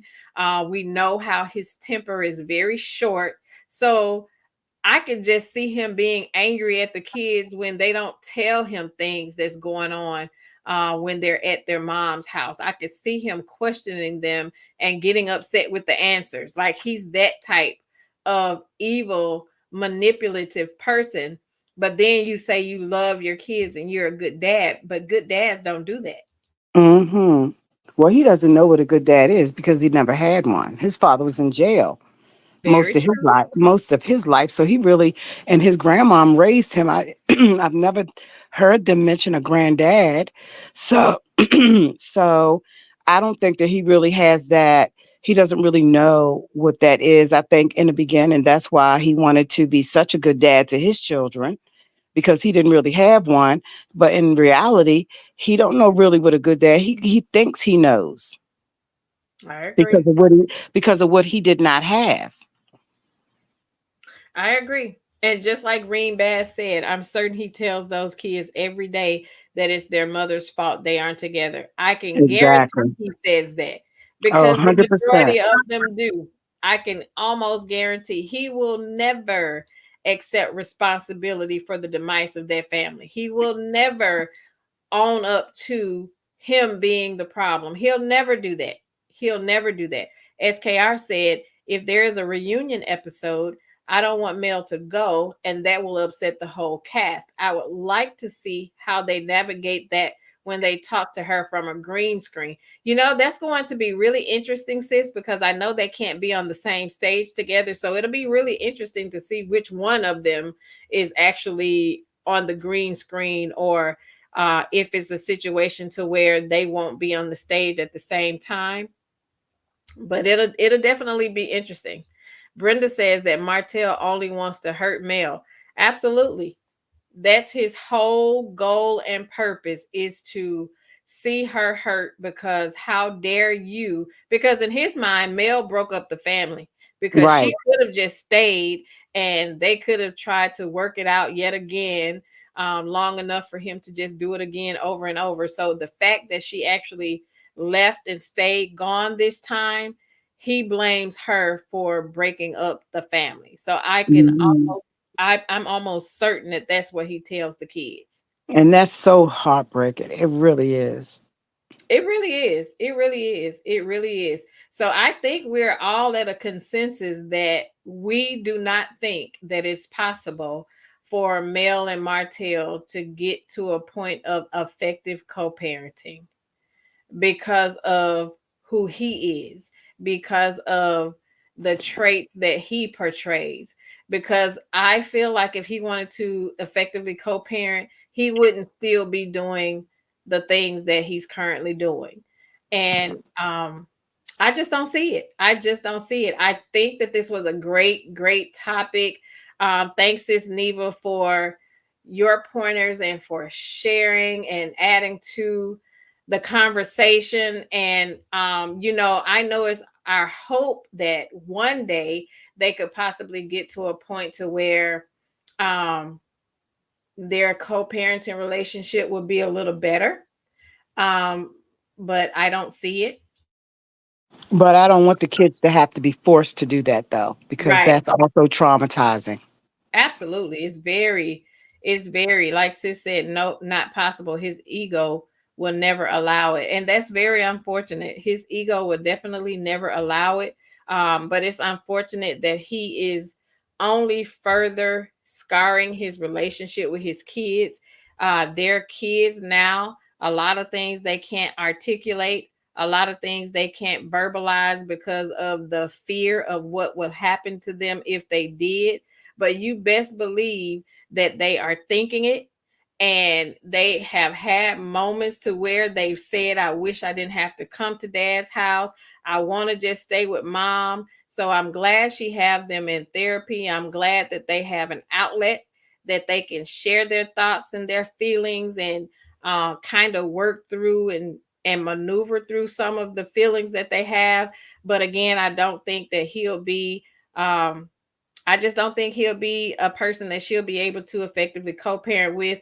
I wish Mel much success. I wish that she finds love, even though she says she's not looking for it. But I can't wait till she pop out with her a new husband, a husband that's gonna treat her right and gonna take those babies in and love on them and show them love and love their mom, so that they can see what love looks like.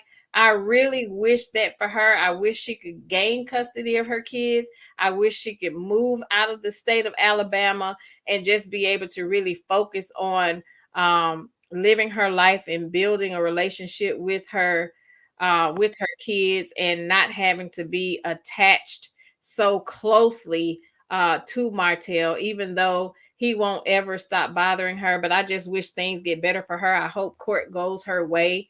I really do just really hope that she can get to a point to where she can kind of woosah a little bit, because it's hard dealing with men like that, but it's extremely hard when kids are involved. That's the sad part about it, is that, without the kids, she could have moved away and all access denied. But unfortunately, they have the children. So when you have children with them, it really does make a difference. So you can't really do what you would like to do, because of course court's involved. So now that court's involved, she has to make sure she's maintaining what is expected of her, so that she won't be in violation. So great topic, ladies. Thank you so much for pulling up to the table and engaging in the topic about effective co-parenting. To anybody that has had to deal with effective co-parenting or dealing with an ex or a narcissist. And I'm glad that you were able to push through and get past that point, because kids do grow up. Kids grow up, they tend to um, see situations in their own eyes when they get of age, especially with teenagers. They can see things a little bit clearer, and you don't really have to say anything about it, but they'll see for themselves. So thank you all for pulling up to the table and engaging in the topic. I really do appreciate each and every one of you for being here to Let's Be Clear, and my sis Neva for joining me on the panel and for sharing your thoughts. Thank you so much. I really do appreciate you. Thank you to everyone in the chat that came over and engaged in the topic. I really appreciate each and every one of you for being here. Shout out to any content creators that were in the chat.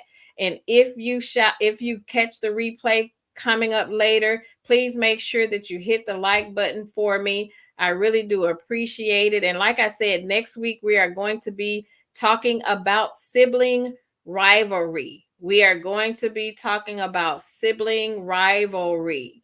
So that's another topic that I've had tabled for a minute because so much has been going on in these love and marriage Huntsville streets. But we're going to talk about sibling rivalry next week. So thank you all so much for joining me. I appreciate you for being here. SKR sis, thank you so much for dropping down out of the bushes tonight. I appreciate you for being here. And to everybody that added to and engaged in the topic, I really appreciate you. Make sure you please share the video. Send it to your sisters, your girlfriends, your family, or whomever. Invite people over to the channel so that we can continue to engage in conversations like this, because I feel like it's needed, is really helpful, because we as women, like I say all the time, we go through so much. We go through so many different situations and life experiences, and being able to talk about it with our sisters, it does help a little bit. So thank you so much for joining. I really appreciate you. So I am going to go up and say my goodbyes. We are at 2 hours and 21 minutes and 16 seconds. So I am going to go up and say my goodbyes again. This concludes this episode of Pink Table Topics. Thank you so much for rocking with me. You know, I love me some y'all. I appreciate you all. I had a blast as always. And remember, over here, we all get a seat at the table because it's not about me. It's about us. And you go have yourself a good night. And if you can't have a good night, don't you dare go messing up nobody else's good night, right? So Thanks for having me. Thank you, Neva. I appreciate you, sis. Have a good night. You too. Night, good night, sis. Good night, Reem Bass. Good night, Melanin Beauty. Good night. I am Blessed Pecan Pam. Thanks, sis, for joining. How I See It TV. Thanks, sis, for joining. Have a good night. Have a good night, sis. Chit chat. Have a good night. I love me some you, sis. Thank you so much for modding. Thank you for keeping that chat in order, sis. Have a good night. Lady Sweetness to you. Thanks, sis, for joining. I appreciate you. D. Herford. Thanks, sis. Have a good night. Teresa Ride, my good sis. Thank you, Diva, for joining. I appreciate you. I really appreciate you for being here. Cricket 22. Thanks, sis, for joining. Have a good night. Have a good night. Let me make sure I covered everybody. Daughter of Israel, have a good night, sis. I appreciate you. The Estet Noor, thank you, sis, for being here. I appreciate you. Thanks for joining. Have a good night. Have a good night. I think I covered everybody. Have a good night. A good night. Yes, I think I covered everybody. So until next week, have a good night.